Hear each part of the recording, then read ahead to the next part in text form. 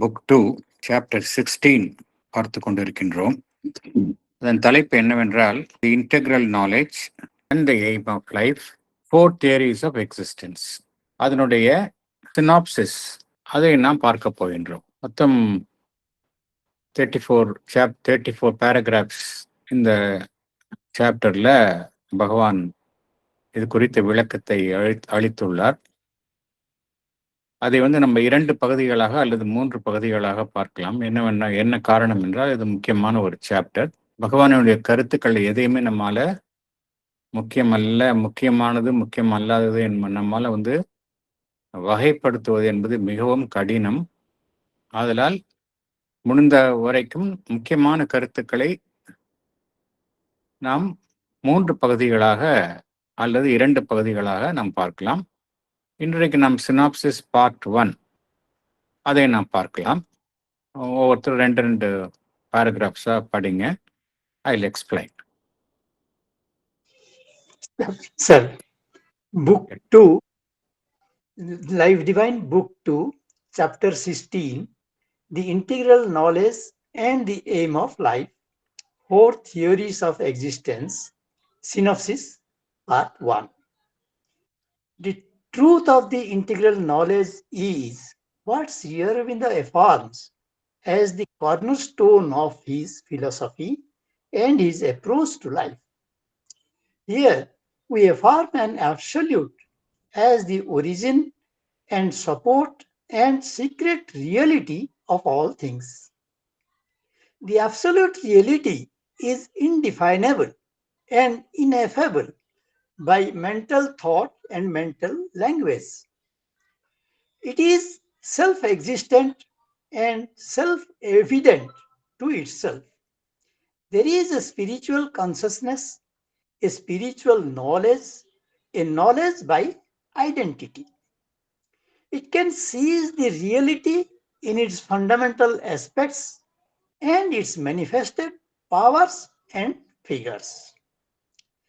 This truth of knowledge must base truth of life and determine the aim of life. The supreme aim of our existence is our souls possessing the nature of the infinite and eternal. Because the eternal is the truth of our being. Therefore, it must be the inherent aim and the necessary outcome of our existence. Thank you, sir. Thank you. இதில் பகவான் இந்த சாப்டரை 2 பகுதிகளாக பிரித்துள்ளார். First போர்ஷனில் ஒரு 15-16 paragraphs பகவான் integral knowledge, பூரண ஞானம் என்றால் என்ன, பூரண ஞானத்தின் அடிப்படையில் வாழ்வினுடைய நோக்கம் எவ்வாறு அமைய வேண்டும், 2 விஷயம் புரிஞ்சுக்கணும். நம்பர் 1, வாழ்வு குறித்த நம்முடைய புரிதல் என்ன, சரியாக புரிஞ்சுக்கிறோமா இல்லையா. சரியா புரிஞ்சுக்கல அப்படின்னா நேச்சுரலா நம்ம இந்த வாழ்வை சரியான முறையில் நடத்த முடியாது. வாழ்வு குறித்த உண்மைகள், அடிப்படை உண்மைகள் என்ன, நாம் யார், இந்த உலகம் என்ன, இந்த உலகம் என்பது என்ன, வாழ்வு நம்முடைய இருப்பு எக்ஸிஸ்டன்ஸ் என்பது என்ன, பிரபஞ்சம் என்பது என்ன, எல்லாம் எவ்வாறு இயங்குகின்றது என்பது குறித்த அடிப்படை உண்மைகள் ஒருவர் அறிந்து கொள்ள வேண்டும். அது அந்த அறிந்து கொள்ளுதல் என்பது எப்படி இருக்கணும், பூரணமாக இருத்தல் வேணும், இன்டெக்ரல் நாலேஜாக இருக்கணும். இன்டெக்ரல் நாலேஜ் என்றால் என்ன அர்த்தம் அப்படின்னா, அனைத்தினுள்ளும் உள்ள இறை மேன்மை குறித்த ஞானம், அதுதான் இன்டெக்ரல் நாலேஜ். அனைத்தினுள்ளும் உள்ள அந்த இறை மெய்மை குறித்த ஞானம், இந்த டிவைன் ரியாலிட்டி எல்லாத்துலயும் இருக்கு. இன்கான்ஷியன்ஸ்லேருந்து மேல சூப்பர் கான்ஷியன்ட் வரைக்கும் ஒரே டிவைன் ரியாலிட்டி. அது குறித்த ஞானம் ஒருவருக்கு இருந்தால் தான் அது இன்டெக்ரல் நாலேஜ். இல்லை எனக்கு அந்த சூப்பர் கான்ஷியன்ட் ஸ்டேட்ல தான் என்னால் டிவைனை ரியலைஸ் பண்ண முடியும், இந்த உலகம் அதற்கு கீழே உள்ள விஷயங்கள்ல நான் டிவைனை பார்க்கல அப்படின்னா அது இன்டெக்ரல் நாலேஜ் கிடையாது. ஸோ பகவான் ரொம்ப கேட்டகாரிக்கலாக சொல்கிறேன். ஸோ நம்பர் 1, இன்டெக்ரல் நாலேஜ் வேணும் ஒருவருக்கு. ரெண்டாவது, அந்த இன்டெக்ரல் நாலேஜ் வெறும் நாலேஜ் அப்படிங்கிற நிலையில இருந்தா பத்தாது. அது தியரி. அது எப்படி நீங்க பிராக்டிஸ் பண்ண போறீங்க வாழ்வில? அதுதான் அடுத்த கேள்வி. ஸோ இந்த 2 ஆஸ்பெக்ட குறித்து தான் நம்ம இன்னைக்கு பார்க்க போறோம். அடுத்தது பகவான் வந்து 4 தியரிஸ் ஆஃப் எக்ஸிஸ்டன்ஸ், இந்த அடிப்படை உண்மைகளை அடிப்படையில 4 தியரிஸ் ஆஃப் எக்ஸிஸ்டன்ஸ், 4 கோட்பாடுகள் இருக்கின்றன. அது என்னவென்பதை விளக்குகின்றார். அதை நம்ம அடுத்த செஷன்ல பார்க்கலாம். பகவானினுடைய இது என்னன்னா, நேச்சுரல்ல இன்டெக்ரல் நாலேஜ். எங்கும் இருப்பது அந்த இறைமைமை தான். அந்த இறைமைமை இல்லாத இடமே கிடையாது. அனைத்திற்கும் தோற்றுவாய் எது அப்படின்னா, அந்த முழு முதலான அந்த பரம்பொருள். அதுதான் வந்து அனைத்திற்கும் தோற்றுவாயாக இருக்கின்றது. அனைத்தினுள்ளும் மறைந்துள்ள மெய்மையாகவும் அதுதான் இருக்கின்றது. சரி, அப்படி இருக்குதா? அது என்ன? அது எப்படி நம்ம அந்த முழு முதலான மெய்ப்பொருள், அப்சல்யூட் ரியாலிட்டி, அதை நம்மால விளக்க முடியுமா, பார்க்க முடியுமா, டிஸ்கிரைப் பண்ண முடியுமா அப்படின்னா முடியாது. It is indefinable. எல்லா இடத்துலையும் அதுதான் இருக்கு. பட் ஆனால் அதை நம்மளால வந்து எக்ஸ்பிளைன் பண்ண முடியாது. It is indefinable, ineffable. வார்த்தைகளால் விளக்க முடியாது. நம்மளுடைய மனத்தினுடைய எண்ணங்களாலோ மனம் சார்ந்த மொழியினாலோ அதை விளக்கவே முடியாது. அது எப்படி இருக்குங்கிறார் பகவான். இதெல்லாம் பகவான் இந்த கருத்துக்கள்லாம் வந்து நம்ம உள் வாங்கிக்கிட்டாதான் அடுத்தது வந்து இதன் அடிப்படையில் நம்ம இந்த 4 தியரிஸை எப்படி கோட்பாடுகள் அமைகின்றது என்பதை பார்க்க முடியும். இந்த பரம்பொருள் எப்படி இருக்கு அப்படிங்கிறார் பகவான். செல்ஃப் எக்ஸிஸ்டன்ஸ், அது எதையும் சார்ந்து இருப்பதில்லை, தானாகவே இருக்கின்றது. அது தனக்குத்தானே உண்மையாக இருக்கின்றது. அது தன்னுடைய இருப்பை யாருக்கும் நிரூபிக்க வேண்டிய அவசியம் கிடையாது. Self existence, self evident. இதை அறிந்து கொள்ளவே முடியாதுன்னு பார்க்குறோம். அப்படின்னா எப்படி மனிதன் அறிந்து கொள்வது அப்படின்னா, அதற்கும் ஒரு வழி இருக்கு. அதுதான் வந்து இந்த ஒருத்தர் வந்து எப்படி புரிஞ்சுக்கணும் அப்படின்னா, பரம்பொருள் குறித்த அனுபவத்தை ஒருவர் அடைய வேணும் அப்படின்னா, அவருடைய மனம் சார்ந்த உணர்வு நிலையில இருந்தோம் அப்படின்னா முடியாது. அதுக்கு தேவை என்ன? ஆன்மீகம் சார்ந்த உணர்வு நிலை, ஸ்பிரிச்சுவல் கான்சியஸ்னஸ், ஸ்பிரிச்சுவல் நாலேஜ், ஆன்மீகம் சார்ந்த ஞானம். அதுக்கெல்லாம் மேல இன்னொன்று தேவைப்படுகின்றது. அதுதான் நாலேஜ் பை ஐடென்டிட்டி. இதுதான் வந்து அல்டிமேட். நாலேஜ் பை ஐடென்டிட்டி அப்படிங்கிறத பகவான் லைஃப் டிவைன்ல மீண்டும் மீண்டும் மீண்டும் கூறிக்கொண்டே வருகின்றார். நமக்கு கிடைக்கிற நாலேஜ் எல்லாம் எப்படி இருக்கு? Indirect knowledge. புலன்களின் மூலமாக விஷயங்கள் இன்புட்ஸ் வருது, அதுலேருந்து ஒரு நாலேஜ் டிரைவ் பண்றோம். அது வந்து இன்டைரக்ட் நாலேஜா இருக்கு, இம்பர்ஃபெக்டா இருக்கு, முழுமையாக இல்லை. ஆனால் நாலேஜ் பை ஐடென்டிட்டி எப்படி வரும் ஒருத்தருக்கு அப்படின்னா, அந்த சென்ஸ் ஆஃப் ஒன்னஸ், ஒருமை, எல்லாமே ஒருமை. அனைத்துடனும் நான் ஒருமையுடன் கலந்துள்ளேன். நான் வேறு அல்ல, நான் பார்க்கும் என்னை சுற்றி இருக்கும் மற்ற விஷயங்களும் வேறு அல்ல. அந்த ஒன்னஸ், கம்ப்ளீட் ஐடென்டிட்டி, இந்த ஒன்னஸ் வந்துருச்சு அப்படின்னா, எதை பற்றி நான் அறிந்து கொள்ள விரும்புகின்றேனோ அதுவாகவே நான் ஆகிவிடுவது, அதனுடன் முற்றிலும் அடையாளம் கண்டு கொள்வது. அதுதான் நாலேஜ் பை ஐடென்டிட்டி. இது எப்படி ஒருத்தருக்கு கிடைக்கும் அப்படின்னா, இந்த சூப்ராமெண்டல் கான்சியஸ்னஸ் தான் ஒருத்தருக்கு கிடைக்கும். நாலேஜ் பை ஐடென்டிட்டி அப்படிங்கிறது சூப்பர்மெண்டல் கான்சியஸில் தான் ஒருத்தருக்கு கிடைக்கும். அது வரைக்கும் டிவிசிவ் நாலேஜ் தான் இருக்கும். ஸோ அதனால பரம்பொருளை அறிந்து கொள்ளவும் முடியும். அது குறித்த அனுபவத்தை ஒருவர் அவருடைய அந்த உணர்வு நிலையில உயரும் பொழுது அறிந்து கொள்ள முடியும். அது வந்து அதனுடைய அடிப்படை, பரம்பொருளினுடைய அடிப்படை அம்சங்கள் அனைத்தையுமே, அதனுடைய சக்திகள் எல்லாத்தையும் அந்த உணர்வு நிலையில இருந்தோம் என்றால் நம்மால புரிந்து கொள்ள முடியும். அப்புறம் இந்த உண்மையை ஒருவர் அறிந்து கொள்வது மாத்திரம் பத்தாது, அதுதான் நம்முடைய வாழ்வை வந்து தீர்மானிக்கும், நடத்தும் உண்மையாகவும் இருக்க வேண்டும். வாழ்வின் நோக்கத்தை, இந்த பரம்பொருள் குறித்த இந்த ஞானம்தான் வாழ்வினுடைய நோக்கத்தை அமைப்பதாகவும் இருக்க வேண்டும். நம்முடைய வாழ்வினுடைய இறுதி நோக்கம் எதுவாக இருக்கணும் அப்படின்னா, நம்முடைய ஆன்மன் வந்து இப்ப எப்படி இருக்கு? ஆன்மன் வந்து மனம், உடல், வாழ்வு என்கின்ற அம்சங்களுக்குள்ள மூழ்கி மறைந்து இருக்கின்றது. அவ்வாறு இல்லாமல் நம்மளுடைய ஆன்மன் முழுமையாக அந்த பரம்பொருளினுடைய அனந்தமான நிலையையும் சாஸ்வத நிலையையும் தன்னுள் கொண்டதாக இருக்கணும், தான் அடைய வேண்டும். ஏன்னா நம்முடைய இருப்பினுடைய அடிப்படை உண்மை எதுன்னு பார்த்தோம் அப்படின்னா, நம்ம நினைத்து கொண்டிருக்கின்றோம் நாம் எல்லாமே தோன்றி மறையக்கூடிய அனித்தியமான அமைப்புகள் அப்படின்னு நம்ம நினைச்சிட்டு இருக்கிறோம். But it's not true. நம்மளுடைய ஜீவனுடைய உண்மையான அம்சம் எதுன்னா, நாம் எல்லோருமே இட்டர்னல், சாஸ்வதமானவர்கள். நமக்குள்ள ஏதோ ஒன்று அழியாமல் எப்பொழுதுமே இருக்கின்றது. அதுதான் நமக்குள்ள இருக்கக்கூடிய உண்மை. அதனால அதுதான் அந்த அந்த சாஸ்வதமான அந்த தன்மை தான் நம்மளுடைய எல்லாத்திலையும் இலக்காகவும் நம்மளுடைய வாழ்வினுடைய வெளிப்பாடாகவும் அதுதான் இருக்கணும் அப்படிங்கிறார் பகவான். அடுத்தது போகலாம். சார் படிக்கட்டுமா sir?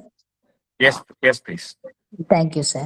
What is eternal and inherently true in the absolute are brought out as the basic, fundamental realities in all that we see in this world.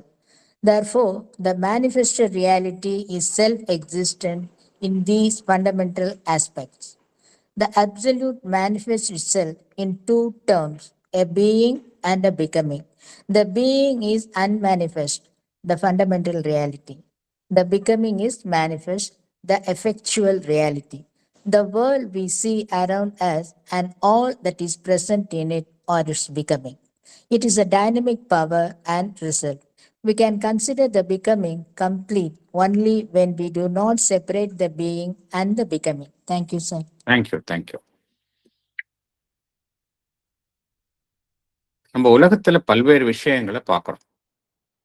பல்வேறு அமைப்புகள், மனிதர்கள், வாழும் அமைப்புகள், சட அமைப்புகள், இது மாதிரி நிறைய பார்க்கிறோம் அந்த உலகத்துல.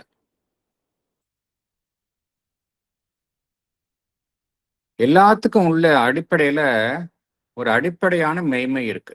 அதுதான் பகவான் சொல்றார். நம்ம பார்க்கக்கூடிய இந்த உலகத்துல பார்க்கக்கூடிய எல்லாத்துக்கும் உள்ள பார்த்தோம் அப்படின்னா ஒரு அடிப்படையான மெய்மை இருக்கு. ஃபண்டமெண்டல் ரியாலிட்டி எல்லாத்துக்கும் இருக்கு. ஈவன் சடப்பொருள்ல கூட அது ஒரு ஃபண்டமெண்டல் ரியாலிட்டி. அது அதனுடைய தன்மை எவ்வாறு இருக்கின்றது, உண்மையிலேயே அதனுடைய மூலம் என்ன அப்படின்னு பார்த்தோம் அப்படின்னா, அனைத்திற்குள்ளும் இருக்கக்கூடிய அடிப்படையான ஒரு மெய்மையாக இருப்பது பார்த்தோம் அப்படின்னா எது என்றால், அந்த பரம்பொருள்ல எது சாஸ்வதமாக இருக்கின்றதோ, அதனுள் எது ஒரு இரண்டரை கலந்த ஒரு உண்மையாக அந்த பரம்பொருள்ல இருக்குதோ, அதுதான் இந்த உலகத்தில் வெளிப்பட்டுள்ள அனைத்தினுள்ளும் இருக்கக்கூடிய ஒரு அடிப்படை மெய்மையாக இருக்கின்றது. பரம்பொருள் எது உண்மையா இருக்கோ அதுதான் இங்க நம்ம வெளிப்பட்டுள்ள அனைத்தினுள்ளும் அடிப்படை மெய்மையாக இருக்கின்றது. மேற்புறத்தில் நம்மால் பார்க்க முடியாது, ஆனா அடிப்படை மெய்மை இருக்கின்றது. அதனால இந்த உலகத்தில் காணக்கூடியது எல்லாமே என்ன அப்படின்னு பார்த்தோம் அப்படின்னா, அந்த பரம்பொருள், அந்த மெய்மையினுடைய வெளிப்பாடு, மேனிஃபெஸ்டட் ரியாலிட்டி. எல்லாமே அந்த பரம்பொருளினுடைய வெளிப்பாடு தான் இந்த உலகத்தில் காணக்கூடிய அனைத்துமே. அந்த வெளிப்பட்டுள்ள அந்த இறைமைமை தான் அனைத்து நம்ம பார்த்த அடிப்படை தன்மை பார்த்தோம் இல்லையா, ஃபண்டமெண்டல் ஆஸ்பெக்ட்ஸ் அனைத்தினுள்ளும் இந்த வெளிப்பட்டுள்ள இறைமைமை தான் அதுலயும் இருக்கு. இதை வேற மாதிரி சொல்லணும் அப்படின்னா, எது அடிப்படையான ஒரு அம்சமாக இருக்கின்றதோ அதுதான் அனைத்து வெளிப்பட்ட அம்சங்களிலும் காணப்படுகின்றது. எந்த இறைமைமை அனைத்திற்கும் அடிப்படையான அம்சமாக இருக்கின்றதோ அந்த இறைமைமை தான்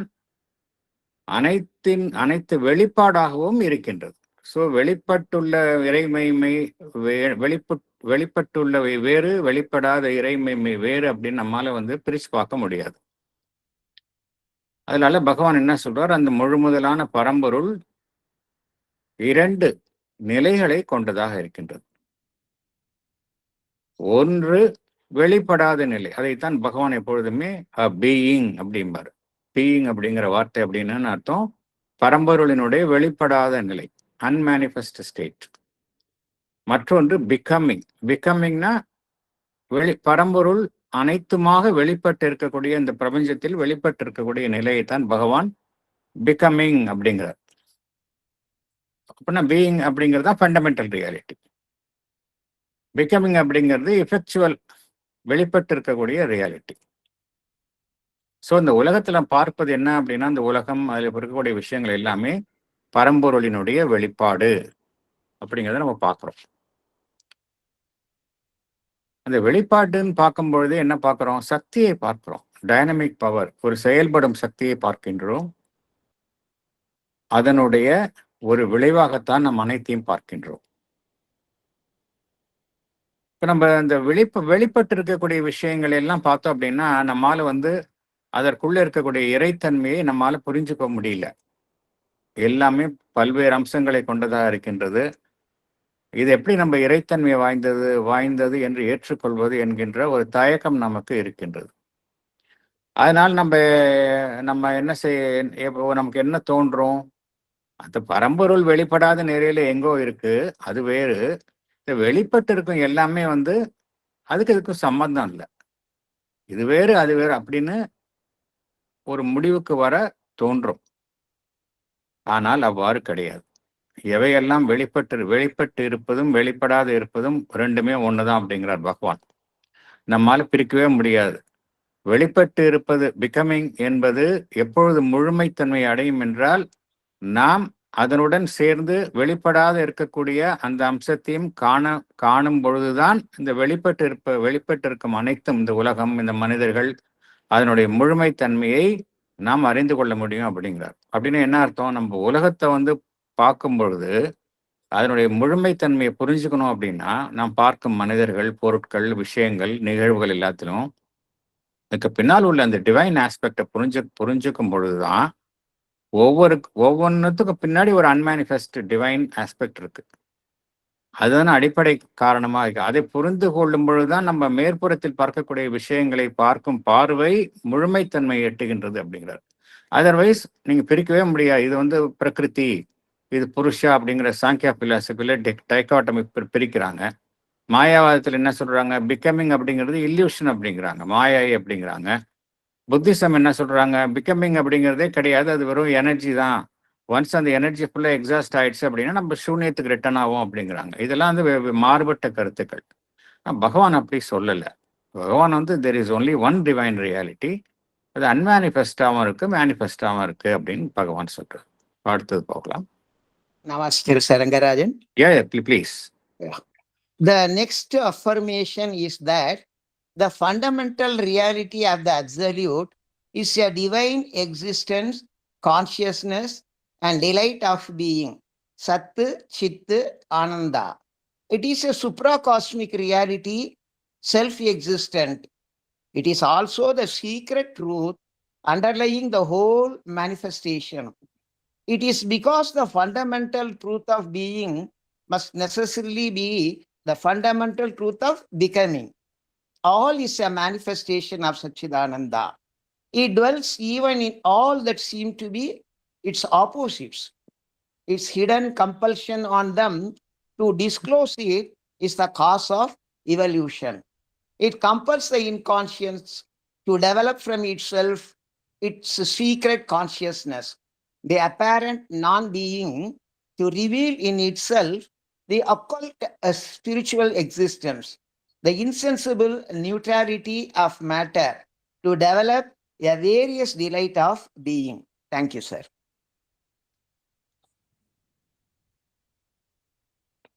Thank you.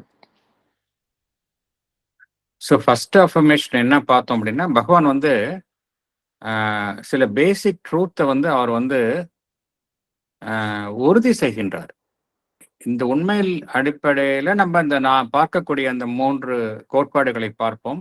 இந்த 4 கோட்பாடுகளை எவ்வாறு அமைத்துக் கொள்வது என்பதை எந்த உண்மையின் அடிப்படையில் அந்த பேசிக்கா சில நம் இருப்பு குறித்த, பரம்பொருள் குறித்த உண்மைகளை பகவான் உறுதி செய்கின்றார். இந்த உறுதி செய்வதுதான் இங்க அஃபர்மேஷன் என்று பகவான் குறிப்பிடுகின்றார். முதல்ல என்ன பார்த்தோம் அப்படின்னா, எல்லாமே அந்த ஒரே பரம்பொருள் தான். அதுதான் அன்மேனிஃபெஸ்டாவும் இருக்கு, மேனிஃபெஸ்டா இருப்பதும் ஒரே பரம்பொருள் தான் அப்படிங்கிற உண்மையை பார்த்தோம். அடுத்தது நெக்ஸ்ட் எதை உறுதி செய்கின்றோம் அப்படின்னா, எது ஒரு அனைத்திற்கும் அடிப்படை மெய்மையாக இருக்கின்றதோ அது உண்மையிலேயே என்ன அப்படின்னா, அதுதான் அந்த பரம்பொருளினுடைய 3 அம்சங்களை கொண்ட ஒன்றாக இணைந்துள்ள அந்த அம்சம், ட்ரையூன் ஆஸ்பெக்ட் அப்படின்னு பகவான் கூறுவார். அதுதான் சச்சிதானந்தம், divine existence, consciousness and delight of being. அதுதான் அனைத்திற்கும் உள்ள, நம்ம எல்லாத்துக்கும் பார்த்தோம், எல்லாத்துக்கும் அடியில ஒரு ஃபண்டமெண்டல் ரியாலிட்டி அப்படிங்கிறத பார்த்தோம். அது உண்மையிலேயே என்ன அப்படின்னா சச்சிதானந்தம் தான் அனைத்திற்கும் அடிப்படையில் இருப்பது. அது எங்க இருக்கின்றது அப்படின்னா, நோ டவுட் அனைத்தையும் கடந்த நிலையில் இருக்கின்றது, தானாகவே இருக்கின்றது. அது மாத்திரமல்ல, எவையெல்லாம் இந்த பிரபஞ்சத்தில் வெளிப்பட்டு இருக்கின்றனவோ அதற்குள் இருக்கும் ஒரு மறைவான உண்மையாகவும் அதுதான் இருக்கின்றது. அதுதான் அனைத்து இருப்பிற்கும் உள்ள அடிப்படை உண்மையாகவும் இருக்கின்றது. அதே போல அனைத்து வெளிப்பாட்டிற்கும் உள்ள அடிப்படை உண்மையாகவும் அதுதான் இருக்கின்றது. ஸோ இங்க உலகத்துல பார்க்கக்கூடிய அனைத்து விஷயங்களும் சரி, எல்லாமே இட்ஸ் மேனிஃபெஸ்டேஷன் ஆஃப் சச்சிதானந்தம். முக்கியமான விஷயம், எவையெல்லாம் அதற்கு எதிரான அம்சங்களாக இந்த உலகத்தில் காணப்படுகின்றதோ அதனுள்ளும் அதுதான் இருக்கின்றது. It dwells even in all that seem to be its opposites. சரி, எதிரான விஷயங்களுக்குள்ள இதற்கு ஒரு சடப்பொருள் இருக்கு, அந்த இடத்துல ஒரு ஆப்சன்ஸ் ஆஃப் கான்சியஸ்னஸ் இருக்கு. அதே போல பிளான்ஸ் இருக்கு, அதுல கான்சியஸ்னஸ் டார்மெண்டா இருக்கிறது போல இருக்கு. விலங்குகள்ல பார்த்தோம் அப்படின்னா கான்சியஸ்னஸ் எப்படி இருக்கு, இன்ஸ்டிங்டிவா இருக்கு. மனிதன் கிட்ட இன்னும் அந்த கான்சியஸ்னஸ் வெறும் மென்டல் லெவல்ல தான் இருக்கு. ஸோ அப்படின்னா என்ன அர்த்தம், எல்லா இடத்துலையும் அது இருக்குது, ஆனா அது முழுமையாக வெளிப்படாத நிலையில் இருக்கின்றது அப்படிங்கிறத பார்க்குறோம். அப்படின்னா என்ன அர்த்தம்னா, இந்த பரிணாமத்தினுடைய காரணமாக எது இருக்கின்றது என்றால், பரிணாமத்திற்கு காரணமாக எது இருக்கின்றது என்றால், இந்த நாம் காணக்கூடிய அனைத்து விஷயங்கள், அதனுள் மறைந்திருக்கும் அந்த இறை மெய்மை, அந்த சச்சிதானந்தம், அது என்ன செய்கின்றது, அது எவற்றினுள் எல்லாம் மறைந்திருக்கின்றதோ அவற்றிற்கு மேல் ஒரு அழுத்தத்தை தருகின்றது, தன்னை வெளிப்படுத்துமாறு ஒரு அழுத்தத்தை தருகின்றது. அதுதான் இந்த பரிணாம வளர்ச்சிக்கு காரணமாக இருக்கின்றது. சடப்பொருள்லேருந்து வாழ்வு அப்படிங்கிற ஒரு அதனுடைய அழுத்தம் காரணமாக வாழ்வு என்கின்ற ஒரு நிலை வெளிப்படுகின்றது. வாழ்வு என்கின்ற நிலையில தரக்கூடிய அழுத்தம் காரணமாக மனம் என்கின்ற ஒரு அம்சம் வருகின்றது.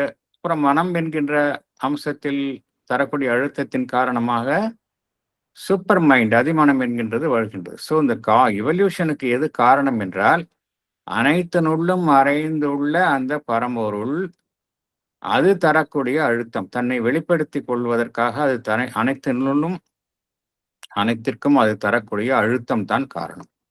அதுதான் என்ன செய்கின்றது, அந்த உணர்வற்ற நிலையில தான் மறைந்து இருக்கின்றது ஆரம்பத்துல. அதை அது கட்டாயப்படுத்துகின்றது. என்ன கட்டாயப்படுத்துகின்றது என்றால், அதற்குள் மறைந்திருக்கக்கூடிய உணர்வு நிலையை அதை வெளிப்படுத்துமாறு கட்டாயப்படுத்துகின்றது. அந்த நான் பீயிங், இருப்பே இல்லாத இடம் என்று எதை நாம் காண்கின்றோமோ அதனுள் மறைந்திருக்கும் தன்னை வெளிப்படுத்துமாறு அது கட்டாயப்படுத்துகின்றது. அதே போல இந்த சடப்பொருள் எப்படி இருக்கு, அங்க உணர்வற்ற நிலை, இன்சென்டியன்ட் அப்படிம்பார் பகவான். அதற்குள்ள இருக்கக்கூடிய அந்த சடப்பொருளை அதிலிருந்து ஒரு ஆனந்தத்தை வெளிப்படுத்துமாறு எது கட்டாயப்படுத்துகின்றது, அனைத்தினுள்ளும் மறைந்துள்ள அந்த பரம்பொருள் தான் கட்டாயப்படுத்துகின்றது. எஸ் மேடம், குணசுந்தரி மேடம், உங்க ஹேண்ட் ரைஸ் ஆயிருக்கு. Good evening sir. இங்க எவ்ரிதிங் மேனிஃபெஸ்டட் இஸ் தி பிரம்மம்னு இருக்கும் பொழுது அதனுடைய ஆப்போசிட் நீங்க எப்படி வரும்? பகவான் எதை சொல்றாரு அந்த பேராகிராஃப்ல? நான் அந்த புக் எடுத்துட்டு வரவா, செகண்ட் பேராகிராஃபா இல்ல எந்த பேராகிராஃப் அதுல பார்க்க முடியுமா? அதை பார்க்கலாம். ஒரு நிமிஷம் இருங்க, பார்க்கலாம். ஆப்போசிட்ன்றதே இங்க இருக்க முடியாதுன்ற மாதிரி எனக்கு. பேராகிராஃப் 5 எடுத்துங்க. பேராகிராஃப் 5 அந்த பேராகிராஃப் 5 ஆரம்பம் எப்படி ஆரம்பிக்குதுன்னா the next affirmation அப்படிங்கிறது தான் பேராகிராஃப் 5. the next affirmation, அதுல second sentence, all is a manifestation of that. அந்த சென்டென்ஸ் உங்களால பார்க்க முடியுதா? பார்க்க முடியுது. அதுல என்ன சொல்றாரு அப்படின்னா, all is a manifestation of that. thatனா சச்சிதானந்தம். ஓகே. ஆமா. For it dwells even in all that seem to be its opposites. எதையெல்லாம் அதற்கு எதிரான அம்சங்களாக நமக்கு காணப்படுகின்றதோ, அது ஞாபகம் வச்சுக்கணும். பகவானுடைய வார்த்தைகளை நம்ம கேர்ஃபுல்லா படிக்கணும். Seem to be its opposites. They are not really opposites. For it dwells even in all that seem to be its opposites. இப்ப நமக்கு வந்து நிறைய விஷயங்கள் வந்து இறையம்சம் இல்லாத மாதிரி நமக்கு தெரியுது. உண்மையில அப்படி கிடையாது. புரியுதா உங்களுக்கு? எப்படி சடப்பொருள்ல ஒரு கல்லுல போய் எப்படி அதுல டிவைன் இருக்கு, கான்சியஸ்னஸ் இருக்கு நம்ம கேட்போம். ஏன்னா நமக்கு என்ன தோணும், அதுல ஒண்ணுமே இல்லையா, அதுல போய் எப்படி இருக்க முடியும் நம்ம கேட்போம் இல்லையா? அதுதான் பகவான் சொல்றாரு. For it dwells even in all that seem to be its opposites and its hidden compulsion on them. அது வந்து என்ன செய்கின்றது, ஒரு கட்டாயத்தை ஏற்படுத்தி, எதற்குள்ளெல்லாம் அது மறைந்திருக்கின்றதோ அதன் மேல் அது ஒரு கட்டாயத்தை ஏற்படுத்துகின்றது. தன்னை வெளிப்படுத்துமாறு ஒரு கட்டாயத்தை அது ஏற்படுத்துகின்றது. It's hidden compulsion on them to disclose it is the cause of evolution. இந்த கட்டாயம் தான் வந்து பரிணாமத்திற்கு காரணமாக இருக்கின்றது அப்படிங்கிறார். அது அந்த கட்டாயம் தான் சடப்பொருளிலிருந்து வாழ்வை வெளிப்படுத்துகின்றது, வாழ்வில் இருந்து மனதை வெளிப்படுத்துகின்றது, மனதில் இருந்து அதிமனதை வெளிப்படுத்துகின்றது. அது புரிஞ்சது. இந்த இதுல வந்து சீம் டு பி இட்ஸ் ஆப்போசிட்ன்றது ஃபார் அவர் பகவானுடைய இது ரொம்ப ரொம்ப அவங்கள அதுதான் டிவைன்ங்கிறது. அவங்க எழுத்துல ஒவ்வொன்றுக்கும் ஒரு சிக்னிஃபிகன்ஸ் இருக்கும். எதையுமே ஒரு வேர்ட்ல கூட நம்ம வந்து அது ஒரு மீனிங் இருக்கும், அதுல ஒரு சிக்னிஃபிகன்ஸ் இருக்கும். அதை விட்டுட்டு நம்மளால போக முடியாது. அதை தேங்க்யூ சார். இப்ப புரிஞ்சிடுது. அதாவது நம்ம ஆப்போசிட் நினைக்கிறதுக்குள்ளேயும் அதான் புரியுது. நம்ம இந்த இதுல கூட அதான் போட்டிருக்கோம். அந்த உங்களுக்கு இந்த சினாப்சிஸ்ல கூட the same thing is repeated. It dwells even in all that seem to be its opposites. நம்ம இங்கேயும் நம்ம கொடுத்துருக்குறோம். நம்ம அப்படிதான் கொடுத்துருக்குறோம் இங்கேயும். ஆமா ஆமா ஆமா. அதான் இந்த சீம் டு பின்றதுனால தான் என்னால அது எது சீம் டு பின்றது எனக்கு புரியாதிக்கிறது. இப்போ ஆமா. Thank you sir. Okay. Suppose it dwells even in all that are its opposites-னா தப்பு. நீங்க சொல்றது கரெக்ட். எப்படி இருக்க முடியும், எதுவுமே ஆப்போசிட் இல்லையே, அப்படிதான் நீங்க கேட்டீங்க. அது it dwells even in all that are its opposites-னா தான் நம்ம கேட்கலாம். இது எப்படி ஆப்போசிட்ல இல்லையே அப்படின்னு கேட்கலாம். ஆனா பகவான் அப்படி கொடுக்கல. that seem to be its opposites னு சொல்லியிருக்கிறார். நம்ம நினைக்கிறது தான் வருதுங்க. தேங்க்யூ. ஓகே. அதனால அனைத்தினுள்ளும் மறைந்திருக்கு. அதுதான் வந்து தன்னை வெளிப்படுத்துமாறு தோன்றக்கூடிய ஒரு அழுத்தம், கட்டாயம் தான் வந்து பரிணாமத்திற்கு காரணமாக இருக்கின்றது. இன்கான்சியஸ்ல இருந்து கான்சியஸ்னஸ் வருது, நான் பீயிங்ல இருந்து பீயிங் வருது, மேட்டர்ல இருந்து லைஃப் வருது. Yes sir. Thank you sir. அதைத்தான் பகவான் இங்க குறிப்பிடுகின்றார். ஓகே, அடுத்தது போகலாமா? படிக்கட்டுமாங்க sir? Yes madam. The being is one. This oneness is infinite and contains in itself an infinite plurality or multiplicity of itself. But at the same time, the one is the all. It is not only an essential existence, but an all existence. There is the infinite multiplicity of the one. There is the eternal unity of the many. By the reason of this fundamental truth of the manifestation, the being presents itself to our cosmic experience in three poises. They are the supracosmic existence, the cosmic spirit, and the individual self in the many. அடுத்ததையும் படிச்சிருங்க. Okay, sir. The infinite multiplicity of the one permits a phenomenal division of consciousness. It permits an effectual ignorance. Because of this ignorance, the many, the individuals, cease to become aware of the eternal self-existent oneness. Thank you, sir. Thank you. See, மீண்டும் மீண்டும் எதை ஞாபகம் வச்சுக்கணும் அப்படின்னா, பகவான் வந்து சில அடிப்படை உண்மைகள், எந்த அடிப்படைகள் உண்மையின் பெயரில் இந்த லைஃப் டிவைனே எழுதப்பட்டதோ, பகவானினுடைய ஆன்மீக அனுபவம் எதுவாக இருந்ததோ, எந்த அடிப்படை உண்மைகளின் பெயரில் இது நாள் வரைக்கும் நம்ம லைஃப் டிவைன்லாம் படிச்சுட்டு இருந்தோமோ அந்த அடிப்படை உண்மைகளை பகவான் மீண்டும் மீண்டும் உறுதி செய்கின்றார். இதெல்லாம் ஏற்கனவே நமக்கு தெரிஞ்ச விஷயம்தான். இருந்தாலும் மீண்டும் மீண்டும் பகவான் வந்து உறுதி செய்கின்றார். இதுல முக்கியமா என்ன பார்க்கிறோம் அப்படின்னா இந்த பரம்பொருள் வந்து ஏகமாக இருப்பது. த பீயிங் இஸ் ஒன். அந்த ஏகமாக இருக்கக்கூடிய பரம்பொருள் எப்படி இருக்கு? அனந்தமாகவும் இருக்கின்றது. இன்ஃபினிட்டா இருக்கு. அனந்தமாக இருக்கக்கூடிய அது தன்னுள் எல்லையற்ற ஒரு பன்முகத்தன்மையை தன்னுள் கொண்டதாக இருக்கின்றது. அது அந்த பன்முகத்தன்மை என்பது அதுவேதான். இந்த பன்முகத்தன்மை அதிலிருந்து வேறுபட்டதே கிடையாது. அதுவே தன்னை பன்முகத்தன்மையாக அனைத்துமாக தன்னை வெளிப்படுத்திக் கொள்கின்றது. எல்லாமே அதனுள் இருந்து வந்ததுதான். அதற்கு வெளியிலிருந்து எதுவுமே வந்ததே கிடையாது. ஏகமாக இருக்கின்றது. அந்த ஏகமாக இருப்பதுதான் பன்முகத்தன்மையாக இருக்கின்றது. இந்த பன்முகத்தன்மையெல்லாம் கூட்டுனா ஒன் வரும் அப்படிங்கிறது அர்த்தம் கிடையாது. இந்த ஒன் தான் வந்து இந்த பலவாக இருக்கின்றது. சாவித்திரியில கூட வரும், இந்த சீக்ரெட் இன்டீஜர் ஆஃப் ஆல் அப்படிங்கிற ஒரு வரி வரும். ஏன்னா இன்டீஜர்னா முழுமையான நம்பர். மற்றதெல்லாம் வந்து ஃப்ராக்ஷனாக தானே இருக்கணும். மேத்தமேட்டிக்ஸில் ஹோல் நம்பர் இருந்துன்னா மற்றதெல்லாம் ஃப்ராக்ஷனாக தான் இருக்கும்.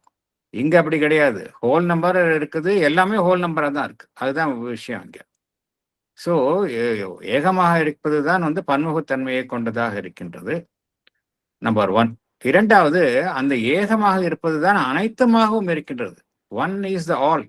அந்த ஏகமாக எல்லாம் கடந்த நிலையில் இருக்கக்கூடிய பரம்பொருள் தான் இந்த பிரபஞ்சமாகவும் இருக்கின்றது. அதான் ஆல் எக்ஸிஸ்டன்ஸ். பிரபஞ்சமாகவும் பிரபஞ்சத்தில் உள்ள அனைத்துமாகவும் அதுதான் இருக்கின்றது. இதுதான் ஆல் எக்ஸிஸ்டன்ஸ். ஸோ இந்த ஏகமாக இருப்பது எப்படி இருக்கு? எல்லையற்ற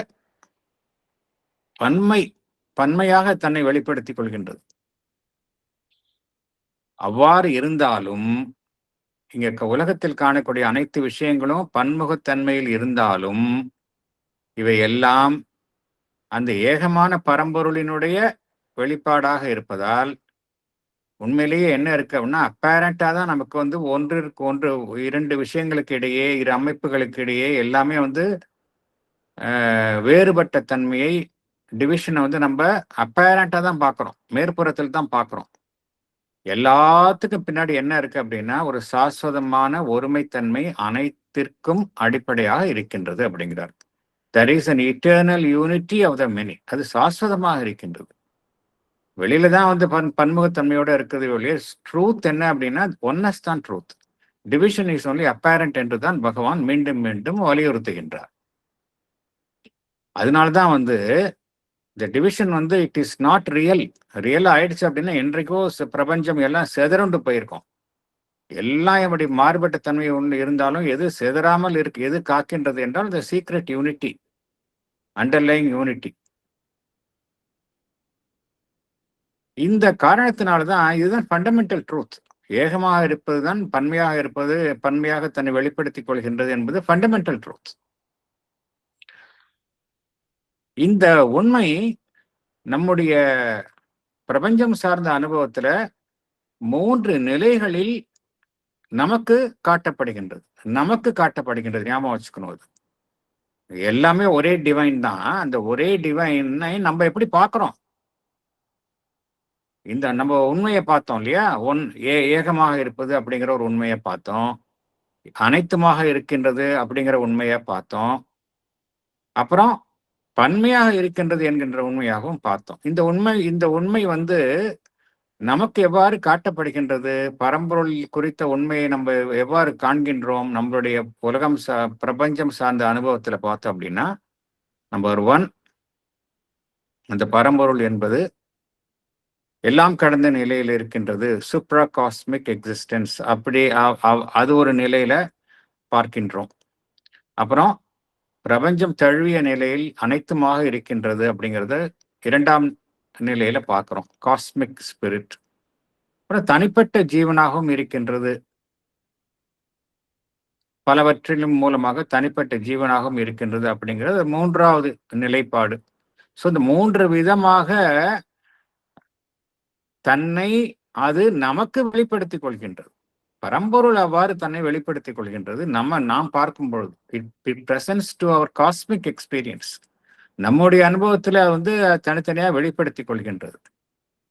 அதனால என்ன நினைக்கிறாங்க, ஒரு அனுபவத்தை ஒருத்தர் அடைந்தோன்னா அதுதான் உண்மை அப்படின்னு சொல்றாங்க. சில பேருக்கு சூப்பரா காஸ்மிக் எக்ஸிஸ்டன்ஸ் அந்த அனுபவம் கிட்டும், பரம்பொருள் எங்கோ இருக்கு, மற்றதெல்லாம் உண்மை கிடையாது அப்படின்னு அவங்க மற்ற உண்மைகளை அவர்கள் விளக்குவார்கள்.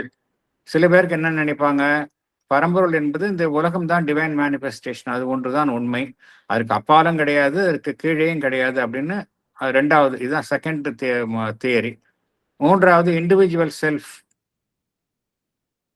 அதுதான் உண்மை, மனிதன் தான் உண்மை, அதுக்கு தாண்டி வேற எதுவுமே கிடையாது அப்படிங்கிறது, அப்படி என்று ஒரு நிலைப்பாட்டை எடுப்பார்கள். இது மனிதனுடைய பகுதியான புரிந்து கொள்வதால் ஏற்படும் இந்த குழப்பம். உண்மையிலே அப்படி கிடையாது.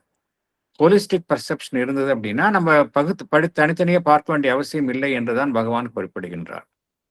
இதுல இந்த உணர்வு நிலையிலே என்ன பார்க்கின்றோம், இந்த உலகத்துல பார்க்கக்கூடிய அவ்வளவு விஷயங்களை பார்க்கிறோம் இல்லையா, பல்வேறு மனிதர்களை பார்க்கிறோம், எல்லா வெவ்வேறு விஷயங்களை பார்க்கிறோம். இதுல என்ன நடைபெறுகின்றது என்றால், there is only one consciousness, Sachchidananda consciousness அப்படிங்கிறது ஒன்றுதான், ஏகமாக இருப்பதுதான். அது எதை அனுமதிக்கின்றது அப்படின்னா, தன்னுடைய உணர்வு நிலையில் அந்த பிரிவினையை அது அனுமதிக்கின்றது. பினாமினல் டிவிஷன் ஆஃப் கான்சியஸ்னஸ், உணர்வு நிலையில ஒரு பிரிவினையை பல்வேறு அமைப்புகளின் மூலமாக வெளிப்படுவதன் மூலம் அது அனுமதிக்கின்றது. மேலும் அதனால் ஏற்படும் அறியாமையையும் அது அனுமதிக்கின்றது. இது ஞாபகம் வச்சுக்கணும். இது அனுமதிக்கின்றது. பரம்பொருள் தெரிந்தே தான் இந்த நிலையை ஏற்படுத்துகின்றது என்பதுதான் பகவான் மீண்டும் மீண்டும் குறிப்பிடுவது. அறியாமை என்பது அது தெரிந்தே அந்த நிலையை உண்டாக்குகின்றது வெளிப்பாட்டில், எஃபெக்சுவலி. ஏன்னா டிவிஷன் வந்தாலும் இக்னோரன்ஸ் வந்துருது. இக்னோரன்ஸ் என்ன அர்த்தம்? நம்ம அவித்யா, ignorant about the oneness, ஒருமை குறித்த அறியாமையில் இருப்பது, அதுதான் பகவான் கூறக்கூடிய விளக்கம். இந்த அறியாமையினால என்ன நடைபெறுகின்றது என்றால், இந்த பன்முகத்தன்மை இருக்கக்கூடிய அனைத்து விஷயங்களும் அனைத்திற்கும் பின்னால் உள்ள அந்த சாஸ்வதமான ஒருமைத்தன்மையை அறியாமல் இருக்கின்றன அப்படிங்கிறார். ஏற்கனவே பார்த்தோம், எல்லாத்துக்கும் பின்னாடி ஒரு சாஸ்வதமான ஒருமை என்கின்ற அம்சம் எப்பொழுதுமே சாஸ்வதமாக இருக்கின்றது, இட்டர்னலா இருக்கு அப்படிங்கிறத பார்த்தோம். ஆனா நாம் அறிந்திருக்கின்றோமா அப்படின்னா கிடையாது. ஏன் கிடையாது அப்படின்னா, நம்மளுடைய கான்சியஸ்னஸ் டிவைடடா இருக்கு, அறியாமல் இருக்கின்றோம். இதுவும் அந்த பரிணாமத்துல ஒரு அனுமதிக்கப்பட்ட ஒரு நிலை என்றுதான் பகவான் குறிப்பிடுகின்றார். இது அனுமதிக்கப்பட்ட நிலை என்றுதான் குறிப்பிடுகின்றார். இல்ல அனுமதிக்கப்பட்ட நிலை கிடையாது, இது ஒரு விபத்து போல ஒரு நம்மளுடைய வீழ்ச்சி அப்படின்னா நம்ம அடுத்தது என்ன சொல்லுவோம்? ஓஹோ, அப்படின்னா இது உண்மை கிடையாது, இதுல இருந்து நம்ம விடுபட்டு அந்த உண்மை நிலைக்கு திரும்பணும் அப்படின்னு நம்ம உடனே அந்த ஸ்டெப் எடுப்போம். ஆனா பகவான் என்ன சொல்றாரு, இப்ப இருக்கிற இக்னோரன்ஸ் ஒரு temporary phenomenon, it is a passage towards knowledge, பரிணாமத்துல ஒரு நிலை. அதனால இதை நாம் கடந்துதான் செல்ல போகின்றோம் என்கின்ற உண்மையைத்தான் பகவான் குறிப்பிடுகின்றார். அடுத்தது போகலாம். படிக்கட்டுமா sir? Yes madam. But by the force of the sacred unity, the soul in becoming is urged by its own unseen reality and by the occult pressure of evolutionary nature to come out of the state of ignorance. It is urged to recover eventually the knowledge of the one divine being and its oneness with it. At the same time, it is urged to recover its spiritual unity with all individual beings and the whole universe. The soul in evolution has to become aware not only of itself in the universe, but of the universe in itself. The individual has to universalize himself. In the same moment, he has to become aware of the supracosmic transcendence. This triple aspect of the reality, that is individual, cosmic, supracosmic or transcendent, must be included in the total truth of the soul and of the cosmic manifestation. It is a please. It is a fact that the cosmic being, the universal self, expresses itself through the individual being. But it is also a truth that the transcendental reality expresses itself through both the individual existence and the cosmos. The soul is an eternal portion of the supreme and not a fraction of nature, Prakriti. But neither the cosmos nor the individual consciousness is the fundamental truth of existence. Both depend upon and exist by the transcendental divine being. Thank you. Thank you, sir. இப்ப நம்ம என்ன பார்த்தோம்? எல்லாத்துக்கும் பின்னாடி ஒரு மறைந்துள்ள ஒரு ஒருமை இருக்கின்றது அப்படிங்கிறத பார்த்தோம். அப்பேரண்டா தான் பிரிவுபட்ட அம்சங்கள் இருக்கின்றன. அனைத்திற்கும் பின்னால் ஒரு சீக்ரெட் யூனிட்டி அப்படிங்கிறத பார்த்தோம். நம்மளுடைய ஆன்மன் வந்து பரிணாமத்துல ஈடுபட்டு இருக்கின்றது. ஆன்மன் வெளிப்பாட்டுல தான் ஆன்மன் இருக்கு. மனித ஆன்மனே எப்படி இருக்கு? நாம எல்லாம் இருக்கிறதுனாலதான் வெளிப்பட்டிருக்கும் நிலையில இருக்க நமக்குள்ள ஒரு ஆன்மன் இருக்கு. அந்த ஆன்மன் வந்து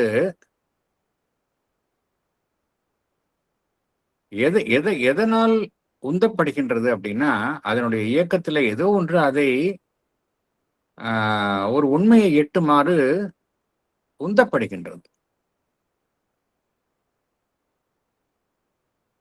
அது மாத்திரமல்ல, இந்த பரிணாமத்தில் உட்பட்ட இயற்கையில அதுவும் ஈடுபட்டு இருப்பதனால அதுவும் வந்து ஒரு மறைமுகமான ஒரு அழுத்தத்தை இந்த பரிணாமத்தில் ஈடுபட்டுள்ள ஆன்மனிற்கு தருகின்றது.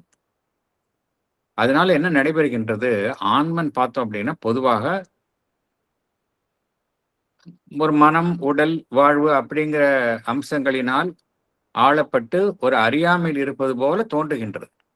ஆனால் இந்த அழுத்தம், இந்த மறைந்துள்ள இந்த சீக்ரெட் யூனிட்டி, அதனுடைய சக்தி, அது மாத்திரமல்ல, அந்த பரிணாமம் இயற்கையினுடைய பரிணாமம், அது தரக்கூடிய அழுத்தம், இதன் காரணமாக இந்த ஆன்மன் எதற்காக உந்தப்படுகின்றது என்றால் அறியாமையிலிருந்து விடுபடுவதற்காக உந்தப்படுகின்றது. இறுதியாக அதனுடைய இலக்கு எதுவாக இருக்கின்றது என்றால், அதனுடைய ஒரிஜினல் ஸ்டேட்டஸ் எது அப்படின்னு பார்த்தோம் அப்படின்னா ஆன்மனுடைய, ஏன்னா ஆன்மன் வந்து எப்பொழுதுமே பரம்பொருளுடன் இரண்டரை கலந்து இருப்பது. அதனால அதனுடைய ஒரிஜினல் ஸ்டேட்டஸ் எப்படி? பரம்பொருள் தான் அதனுடைய ஒரிஜினல் ஸ்டேட்டஸ். ஆனா அது அறியாமையில், இந்த பரிணாமத்தில் ஈடுபடும் போது அறியாமை என்கின்ற நிலையில் ஈடுபட்டு இருப்பது போல ஒரு நிலையில் இருக்கின்றது. ஆனால் இந்த அழுத்தத்தின் காரணமாக இறுதியில் வந்து அது எதை அடையும் வண்ணம் அது வந்து உந்தப்படுகின்றது என்றால், அந்த பரம்பொருள், ஏகமான பரம்பொருள், அதனுடைய ஞானம், அதனுடன் கிட்டக்கூடிய ஒருமைத்தன்மை, இவையெல்லாம் வெட்டுவதற்காகத்தான் அது உந்தப்படுகின்றது.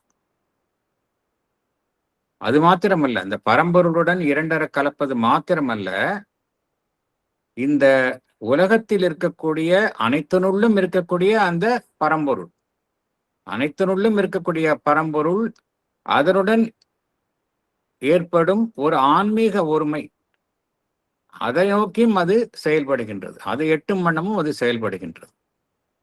ஒன்று யூனிட்டி வித் டிரான்செண்டன்ட், அது மாத்திரமல்ல unity with cosmic all individual beings. இதற்காகத்தான் இந்த ஒரு திசையில் தான் ஒவ்வொரு மனிதனுள்ளும் இருக்கக்கூடிய ஆன்மன் செயல்பட்டு வருகின்றது என்று பகவான் குறிப்பிடுகின்றார். அதனால்தான் வந்து பகவான் என்ன கூறுகின்றார், இங்கு ஆன்மன் வந்து பார்த்தோம் அப்படின்னா பரிணாமத்தில் ஈடுபட்டிருக்கக்கூடிய மனிதனுடைய ஆன்மம் தன்னை அறிவது மாத்திரமல்ல, இந்த பிரபஞ்சத்தில் தன்னுடைய இருப்பு குறித்த ஞானத்தை அடைவது மாத்திரமல்ல, தனக்குள் இருக்கக்கூடிய அந்த பிரபஞ்சத்தையும் தனக்குள்ளும் அந்த பிரபஞ்சம் குறித்த ஞானத்தையும் வெட்ட வேண்டும். ஏன்னா அந்த எப்படி இருக்கு அப்படின்னா, பிரபஞ்சத்துக்குள்ளும் பிரபஞ்சத்தில் அந்த ஆன்மன் இருக்கின்றது, பிரபஞ்சமும் அந்த ஆன்மனுக்குள்ள இருக்கு. எல்லாமே வந்து ஒன்று கலந்து இருக்கின்றது. இது ஒரு வேற அது வேறன்னு சொல்ல முடியாது. இது எந்த கருத்தின் அடிப்படையில் பகவான் குறிப்பிடுகின்றார் என்றால், தனிப்பட்ட மனிதன், அதற்கு அடுத்த நிலையில் இருக்கக்கூடிய அந்த காஸ்மிக் யூனிவர்சல் ஆஸ்பெக்ட், அதற்கு அடுத்த நிலையில் இருக்கக்கூடிய அந்த டிரான்செண்டன்ட் பரம்பொருள் இருக்கக்கூடிய நிலை, இது எல்லாமே வந்து பரம்பொருளினுடைய வெவ்வேறு நிலைகள் தான்.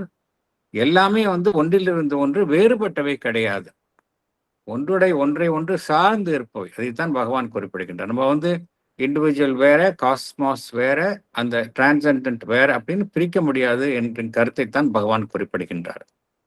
அதனால்தான் ஒரு தனிமனிதன் தன்னை பிரபஞ்சம் தழுவிய அளவிற்கு விரிவுபடுத்தி கொள்ள வேண்டும். அது மாத்திரமல்ல, எல்லாம் கடந்த நிலையில் இருக்கக்கூடிய பரம்பொருள் அதை நோக்கி ஒரு மனிதன் உயர வேண்டும் என்று குறிப்பிடுகின்றார். இந்த ஆன்மன் எந்த உண்மையின் அடிப்படையில் செயல்பட வேண்டும் என்றால், இந்த இறை மெய்மையினுடைய 3 அம்சங்கள், தனிப்பட்ட மனிதனுக்குள்ள இருக்கக்கூடிய அந்த இறை அம்சம், பிரபஞ்சம் தழுவி இருக்கக்கூடிய அந்த இறை அம்சம், தனி மனிதன், பிரபஞ்சம் இவைகளுக்கு அப்பாற்பட்டு இருக்கக்கூடிய அந்த இறை அம்சம், இண்டிவிஜுவல், காஸ்மிக், சூப்ரா காஸ்மிக் ஆர் டிரான்சென்டன்ட். இந்த 3 அம்சங்கள் பரம்பொருளுடைய அம்சங்கள். இதைத்தான் இந்த ஒரு ஆன்மனை எடுத்துக்கொண்டால் இந்த அம்சங்களைத்தான் தன்னுடைய உண்மை, தன்னுடைய முழுமையான உண்மைக்குள் இந்த 3 அம்சங்களையும் அது உள்ளடக்க வேண்டும். ஒன்றை மாத்திரம் அறிந்து கொண்டு மற்றவற்றை நிராகரித்தால் அது ஃபுல் நாலேஜ் இருக்காது. ஸோ டிவைனுடைய 3 அம்சங்களையும் 3 நிலைப்பாடுகளையும் ஒரு தனிமனிதனுடைய ஆன்மன் தனக்குள் உணர வேண்டும் என்று பகவான் குறிப்பிடுகின்றார். இதுல என்ன அப்படின்னா, அந்த பிரபஞ்சத்தில் இருக்கக்கூடிய அனைத்துமா இருக்கக்கூடிய அந்த பரம்பொருள் தன்னை தனி மனிதன் என்கின்ற அமைப்பின் மூலமாக வெளிப்படுத்திக் கொள்கின்றது என்பது உண்மைதான். அதே சமயம் வேறொரு உண்மையையும் நாம் அறிந்து கொள்ள வேண்டும். என்னவென்றால், எல்லாம் கடந்த நிலையில் இருக்கக்கூடிய அந்த பரம்பொருள் பிரபஞ்சத்தின் மூலமாகவும் தன்னை வெளிப்படுத்திக் கொள்கின்றது, தனி மனிதனின் மூலமாகவும் தன்னை வெளிப்படுத்திக் கொள்கின்றது. அதனால் பகவான் என்ன கூறுகின்றார், ஒரு ஆன்மன் என்பது எப்பொழுதுமே அந்த பரம்பொருளினுடைய ஒரு சாஸ்வதமான ஒரு அம்சம்தான், அது இயற்கையினுடைய ஒரு பகுதி அல்ல அப்படிங்கிறார். சாங்கியா பிலாசபில என்ன சொல்றாங்க அப்படின்னா, புருஷா வேற, பிரகிருதி வேற அப்படிங்கிறாங்க. பிரகிருதி உள்ள பார்த்தோம் அப்படின்னா there is no conscious being. Even soul அப்படின்னு சொன்னா கூட அது இயற்கையை சார்ந்ததை ஒழிய அதுக்கு ஒரு டிவைன் நேச்சர் கிடையாது அப்படின்னு அவங்க சாங்கியா பிலாசபில அவங்க பிரிவு செய்கின்றார்கள். பகவான் அவ்வாறு கூறவில்லை. எல்லாமே டிவைன் தான். ஒன்னு பவர் இருக்கு, ஒன்னு த செல்ஃப் ஆஃப் த அந்த ஒன்னு செல்ஃப், ஒரு பக்கம் செல்ஃப் இருக்கு, புருஷா இருக்கு, இன்னொன்னு the power of the self இருக்கு. பவர் ஆஃப் த செல்ஃப் அப்படிங்கிறது தான் பிரகிருதி. இது வேற அது வேற நம்ம பிரிக்க முடியாதுன்னு தான் பகவான் குறிப்பிடுகின்றார்.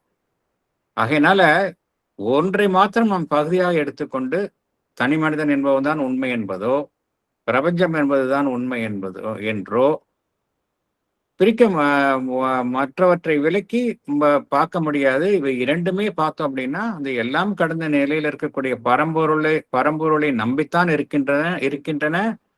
அதனால்தான் இவை இரண்டும் இருக்கின்றன. இந்த 3மே பார்த்தோம் அப்படின்னா ஒன்றிலிருந்து ஒன்று பிரிக்க முடியாத அம்சங்கள் என்று பகவான் குறிப்பிடுகின்றார். அடுத்தது போகலாம் நம்ம. சார் நான் படிக்கவா? படிங்க. ஓகே, படிங்க. Can distinguish 7 principles of manifested being, 7 gradations of the manifesting consciousness in the descent into involution.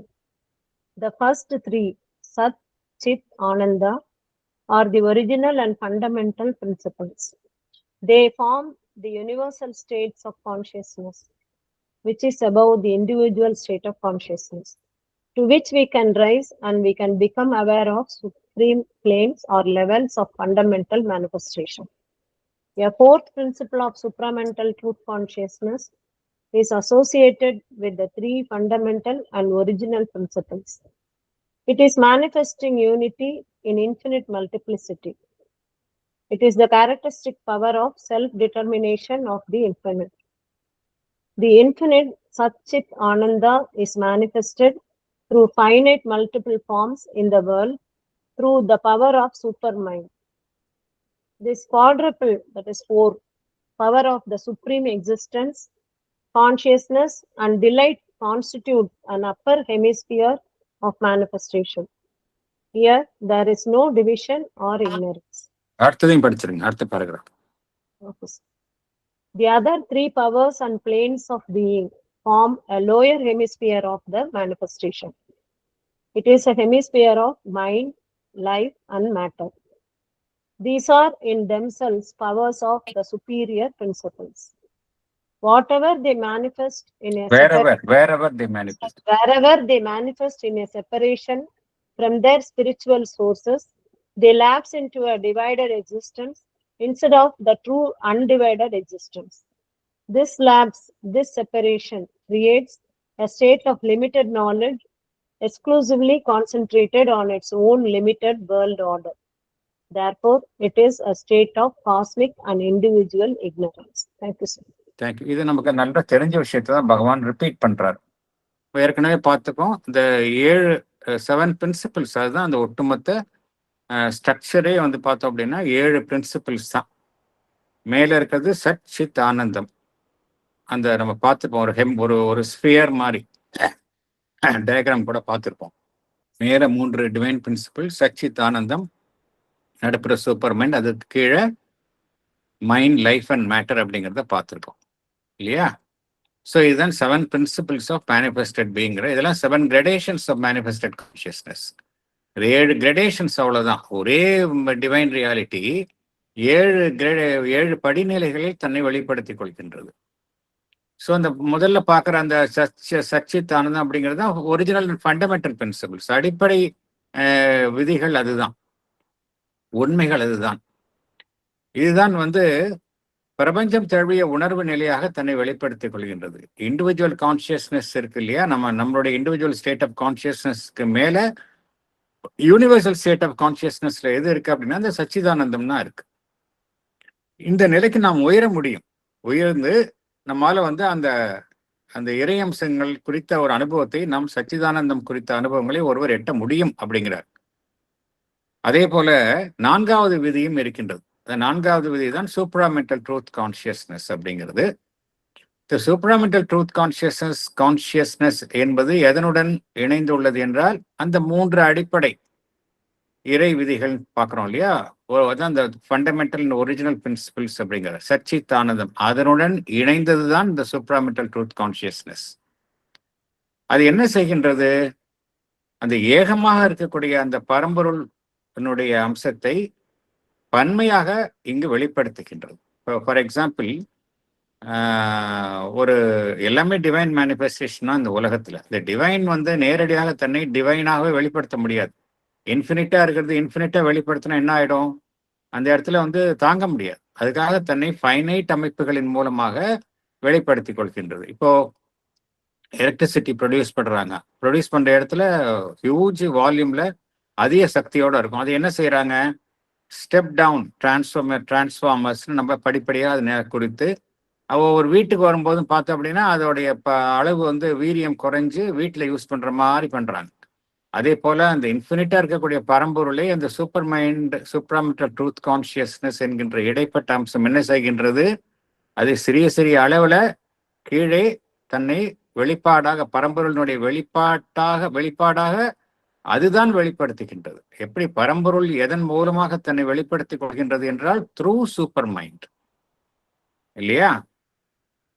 மேல பார்த்தோம் அப்படின்னா அந்த அப்பர் ஹெமிஸ்பியர்ல இந்த 3 அம்சங்கள் இருக்கின்றது. சச்சித் ஆனந்தம், நடுப்புற சூப்பர் மைண்ட், கீழே அந்த மேலுள்ள அந்த அப்பர் ஹெமிஸ்பியர்ல அறியாமை, இந்த ஒருமைத்தனம் தான் காணப்படும். சச்சித் ஆனந்தம் சூப்பர் மைண்ட் அப்படிங்கிற நிலையில ஏகம் அப்படிங்கிற பிரின்சிபிள் தான் இருக்கும். வேற எதுவுமே டிவிஷனே இருக்காது, அறியாமையே இருக்காது. அடுத்த கீழ் உள்ள நிலைகள் தான் நம்ம இருக்கக்கூடிய நிலை, லோவர் ஹெமிஸ்பியர் ஆஃப் மேனிஃபெஸ்டேஷன். அங்க மைண்ட், லைஃப், மேட்டர் அப்படிங்கிற 3 பிரின்சிபிள்ஸ் இருக்கு. இதெல்லாம் எங்கிருந்து வந்திருக்கு அப்படின்னு பார்த்தோம் அப்படின்னா இதுக்கும் சோர்ஸ் எங்க? மேலதான் சோர்ஸ். மைண்ட், லைஃப் அண்ட் மேட்டருக்கு சோர்ஸ் எங்க அப்படின்னா சச்சிதானந்தத்தை வந்திருக்கு. ஆனால் அது வந்து தம்மை தனித்தனியாக வெளிப்படுத்திக் கொள்ளும் பொழுது தாம் எதிலிருந்து வந்தனவோ அந்த மூலத்திலிருந்து தம்மை முழுவதுமாக விடுவித்துக் கொள்கின்றன.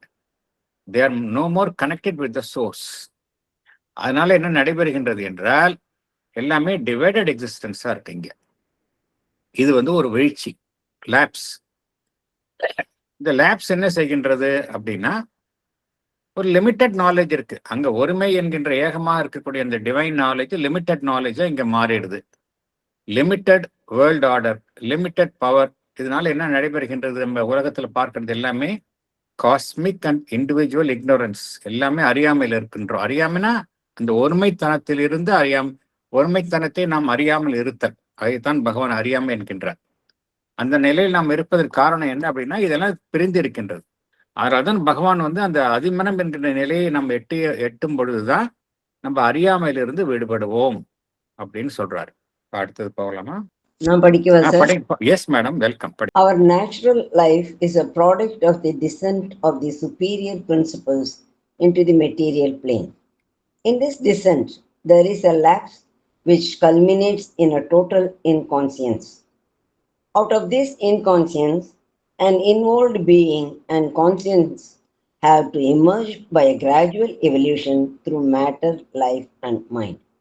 The supermind must appear inevitably by the force of what is contained in the inconscience and the necessity in nature to bring it into manifestation. The supermind manifests the spirit's self-knowledge and whole knowledge in a supramental living being. It is this that is the significance of the plan and order of the terrestrial evolution. அடுத்ததையும் படிச்சிருங்க madam, please. Thank you. Mind, life, and matter are the realized powers of the evolution which are well known to us. Supermind and the triune aspects of Sachidananda are the secret principles which are not yet put in front. They have still to be realized in the forms of the manifestation. But their evolution too is part of the destiny of the soul in the becoming in its manifestation. Thank you, sir. Thank you madam, thank you. நம்முடைய வாழ்வு உண்மையிலேயே எவ்வாறு தோன்றியது, எதன் விளைவாக தோன்றியது அப்படின்னா, இந்த நம்ம உண்மையிலே பார்த்தோம் இல்லையா, இந்த சுப்பீரியர் பிரின்சிபிள் சச்சித் ஆனந்தம் சூப்பர் மைண்ட், அது இந்த சட உலகில் இரக்கம் கொண்டதின் காரணமாகத்தான் நம்முடைய வாழ்வு ஏற்பட்டுள்ளது. இரக்கம், டிசென்ட். இந்த டிசென்ட் அப்படிங்கிற வார்த்தை ரொம்ப முக்கியம் இங்க. இந்த டிசென்ட் இரக்கத்தில் என்ன நடைபெறுகின்றது? ஒரு வீழ்ச்சி, லேப்ஸ். பரம்பொருள் தான் இருக்கக்கூடிய நிலையிலிருந்து உணர்வு நிலையில் கீழே இறங்கும் பொழுது ஒரு லேப்ஸ் வருது, ஒரு வீழ்ச்சி, ஒரு இரக்கம் ஏற்படுகின்றது. அது மெல்ல மெல்ல மெல்ல எவ்வாறு எந்த நிலைக்கு தள்ளப்படுகின்றது என்றால், முழு உணர்வற்ற நிலை, டோட்டல் இன்கான்ஷியன்ஸ் என்கின்ற நிலைக்கு தள்ளப்படுகின்றது. ஆனால் எல்லாமே அந்த இறை மெய்மை இரக்கம் கொண்டுள்ள நிலையில் அனைத்தினுள்ளும் மறைந்து இருக்கின்றது. மறைந்திருக்கக்கூடிய அந்த இறை மெய்மை மறைந்துள்ள நிலையிலேயே இருந்து விடுவது கிடையாது. மறைந்துள்ள அதைத்தான் பகவான் இந்த self loss and self finding Bhagavan வேறொரு இடத்துல குறிப்பிட்டுள்ளார். ஐ திங்க் மீண்டும் மீண்டும் இதை குறிப்பிடுகின்றார் பகவான். மறைந்துள்ள அந்த பரம்பொருள் தன்னை தேடி கண்டுபிடிக்கின்றது என்று குறிப்பிடுகின்றார். அதில் ஒரு ஆனந்தத்தை அடைகின்றது என்று பகவான். எதற்காக இந்த லீலை என்றால், இதெல்லாம் எதுக்காக நடைபெறணும் அப்படிங்கிற கேட்கலாம் ஒருத்தங்க. அது பரம்பொருள் இருக்கிற நிலையிலே இருந்திருக்கலாமே, எதற்காக அது தன்னை இந்த நிலையில் இரக்கம் கொண்டு மீண்டும் அதை தன்னை கண்டறிந்து வெளிப்படுத்தி கொள்ள வேண்டும் என்றால், அதில் ஒரு ஆனந்தத்தை அடைகின்றது என்று பகவான் பல்வேறு இடங்களில் இது குறித்து குறிப்பிடுகின்றார். அடிப்படை காரணம் என்னன்னா, டிவைன் லீலா. இந்த டிவைன் லீலால டிவைன் கெட்ஸ் ஆனந்தா. அதுக்கு தான் இந்த இவ்வளவு நடக்குது அப்படிங்கிறார். இந்த இன்கான்சியன்ஸ்லேருந்து அதில் உள்ள மறைந்துள்ள அந்த கான்சியஸ்னஸ் என்ன நடைபெறுகின்றது? மெல்ல மெல்ல மெல்ல படிப்படியாக தன்னை பரிணாமத்தின் மூலம் வெளிப்படுத்திக் கொள்கின்றது. ஆரம்ப நிலையில சடப்பொருள், அப்புறம் அதிலிருந்து வாழ்வு, அப்புறம் மனம் அப்படிங்கிற நிலையில தன்னை வெளிப்படுத்திக் கொள்கின்றது. இறுதியாக எது தன்னை வெளிப்படுத்திக் கொள்ள வேண்டும் என்றால் என்ன, எல்லாமே மறைந்திருக்கின்றது அப்படிங்கிறத பார்த்தோம். இங்க அந்த டிவைன் பிரின்சிபல்ஸ் எல்லாம் இங்க மறைந்திருக்கின்றது. சடப்பொருள்ல வாழ்வு என்கின்ற பிரின்சிபல் மறைந்திருக்கு. வாழ்வு என்கின்ற பிரின்சிபல்ல மனம் என்கின்ற ஒரு பிரின்சிபல் மறைந்திருக்கின்றது. மனம் என்கின்ற ஒரு விதியில சூப்பர் மைண்ட் அப்படிங்கிற ஒரு பிரின்சிபல் மறைந்துள்ளது. தன்னை வெளிப்படுத்த வெளிப்படுத்தி கொள்ள வேண்டும் என்று பகவான் குறிப்பிடுகின்றார். கட்டாயமாக அது வெளிப்படுத்தி கொள்ள வேண்டும் என்று குறிப்பிடுகின்றார். அது இன்கான்சியன்ஸ்ல இருந்தாலும் அதுல இருந்து வெளிப்படுத்தி கொள்ள வேணும் அப்படிங்கிறார். அதிமனத்தினுடைய ஸ்பெஷாலிட்டி என்ன, விசேஷமான அப்படி என்னன்னா, அது அந்த மெய்ப்பொருளினுடைய அந்த சுய ஞானம், செல்ஃப் நாலேஜ், அதை தன்னுள்ளே கொண்டதாக இருக்கின்றது. முழுமையான ஞானத்தை அது தன்னுள்ளே கொண்டதாக இருக்கின்றது. மனிதனுடைய மனம் பார்த்தோம் அப்படின்னா, அவன் ஒரு மிகச்சிறந்த ஒரு அறிவு ஜீவியாக இருந்தாலும் அவனுடைய ஞானம் முழுமையானது கிடையாது. It is only partial. ஆனால் இங்க அப்படி கிடையாது. இங்க அந்த அதிமனத்தினுடைய ஞானம் என்பது ஹோலிஸ்டிக் நாலேஜ். ஏன்னா அங்க ஒன்னஸ், அங்க டிவிஷனே கிடையாது. இதுதான் பகவான் என்ன கூறுகின்றார், இந்த டெரெஸ்ட்ரியல் எவல்யூஷன், இந்த புவி சார்ந்த பரிணாமத்தினுடைய திட்டமும் எந்த விதியின்படி அது செயல்படுகின்றதோ அந்த விதியும் இதுதான் அப்படிங்கிறார் பகவான். இப்போ இந்த மைண்ட் லைஃப் மேட்டர் அப்படிங்கிறது நமக்கு நல்லா தெரியும் இல்லையா? என்னுடைய மைண்ட் என்னன்னு தெரியும், லைஃப்னா என்னன்னு தெரியும், மேட்டர்னா என்னன்னு தெரியும். இதனுடைய சக்திகள் நாம் எல்லோரும் அறிந்திருக்கின்றோம். பரிணாமத்துல இது குறித்த விஷயங்களை நாம் நன்றாக அறிந்திருக்கின்றோம். ஆனால் அதற்கு மேலுள்ள அந்த விதிகள், சூப்பர் மைண்ட், சச்சித் ஆனந்தம், இவையெல்லாம் நாம் அறிந்திருக்கவில்லை. இந்த சீக்ரெட் பிரின்சிபிள்ஸ், டிவைன் பிரின்சிபிள்ஸை இன்னும் அதெல்லாம் முன்னிலையில் இல்லாததுனால் நாம் இது குறித்த அறிந்திருப்பது இல்லை. இவைகளும் இறுதியில் நாம் அடைய வேண்டும். மேனிஃபெஸ்டேஷன்ல இந்த விஷயங்களையும் நாம் எட்ட வேண்டும் என்று குறிப்பிடுகின்றார். இதுதான் பரிணாமத்தில் ஈடுபட்டுள்ள ஆன்மனினுடைய ஒரு விதியாக இங்க கருதப்படுகின்றது. டெஸ்டினி ஆஃப் த சோல் இந்த பிகமிங் எது அப்படின்னா, இந்த இறையம்சங்களை எட்டுவதுதான் அதனுடைய விதியாக இங்க கருதப்படுகின்றது. அடுத்தது போகலாம். படிக்கட்டுமா sir?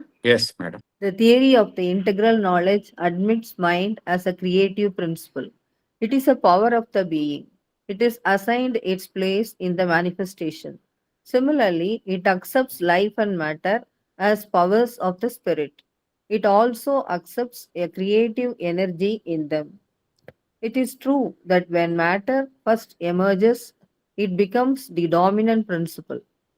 Within its own field, it seems to be the basis of all things, constituent of all things, the end of all things. But matter itself is found to be a result of something that is not matter. It is a result of the creative energy, which is a movement of the spirit. Matter is a form of spirit, a habitation of spirit. Next one படிச்சிருங்க madam.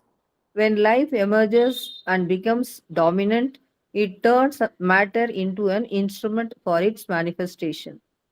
It would appear as if life were itself the secret original principle which breaks out into creation and veils itself in the forms of matter. But life is not the original reality, yet it is a form. A power of life is mentioned here as a creative urge in matter. It is a form of a divine energy which is itself greater than the life force. Thank you, sir. Thank you. So, இங்க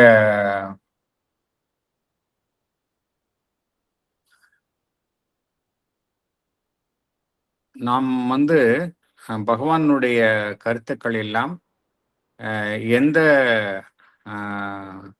உண்மையின் அடிப்படையில் நிறுவப்படுகின்றது என்றால், பூரண ஞானம், integral knowledge, அதன் அடிப்படையில் தான் பகவானினுடைய அந்த 4 தியரிஸ்ல பகவானினுடைய தியரியை 4வது தியரியாக பகவான் குறிப்பிடுகின்றார். தியரி ஆஃப் இன்டெகிரல் நாலேஜ் அப்படிங்கிறது 4வது. அது என்ன அப்படின்னு நம்ம அடுத்த செஷன்ல பார்க்க போறோம். இந்த இன்டெகிரல் நாலேஜ்ல எதையும் விளக்குவது கிடையாது. அதுதான் நம்ம புரிஞ்சுக்கணும். Nothing is rejected. இங்க எதுவுமே ரிஜெக்ட் பண்றது, ஒன்னொன்னுக்கும் அதனுடைய முக்கியத்துவம் வழங்கப்படுகின்றது. மனம் அப்படிங்கிறதுக்கும் பார்த்தோம் அப்படின்னா நம்ம அதை விளக்குவது கிடையாது. நம்ம இன்ஃபீரியர் பிரின்சிபிள்ஸ் பார்த்தோம். அதெல்லாம் மைண்ட், லைஃப் அண்ட் மேட்டர் அப்படின்னு பார்த்தோம். மனம் அப்படிங்கிறதுக்கு அதுக்கு ஒரு சக்தி இருக்கின்றது. அதை நம்ம மேனிஃபெஸ்டேஷன்ல அதுக்கு ஒரு ரோல் இருக்கு. மனதை வந்து நம்ம வந்து விளக்க முடியாது. ஏன்னா பரிணாமத்துல அதுவும் ஒரு ஆஸ்பெக்ட் இருக்கு. அதே போல அது வாழ்வையும் இந்த பூரண ஞான இன்டெகிரல் நாலேஜில் வாழ்வையும் அது ஏற்றுக்கொள்கின்றது, சடப்பொருளையும் அது ஏற்றுக்கொள்கின்றது.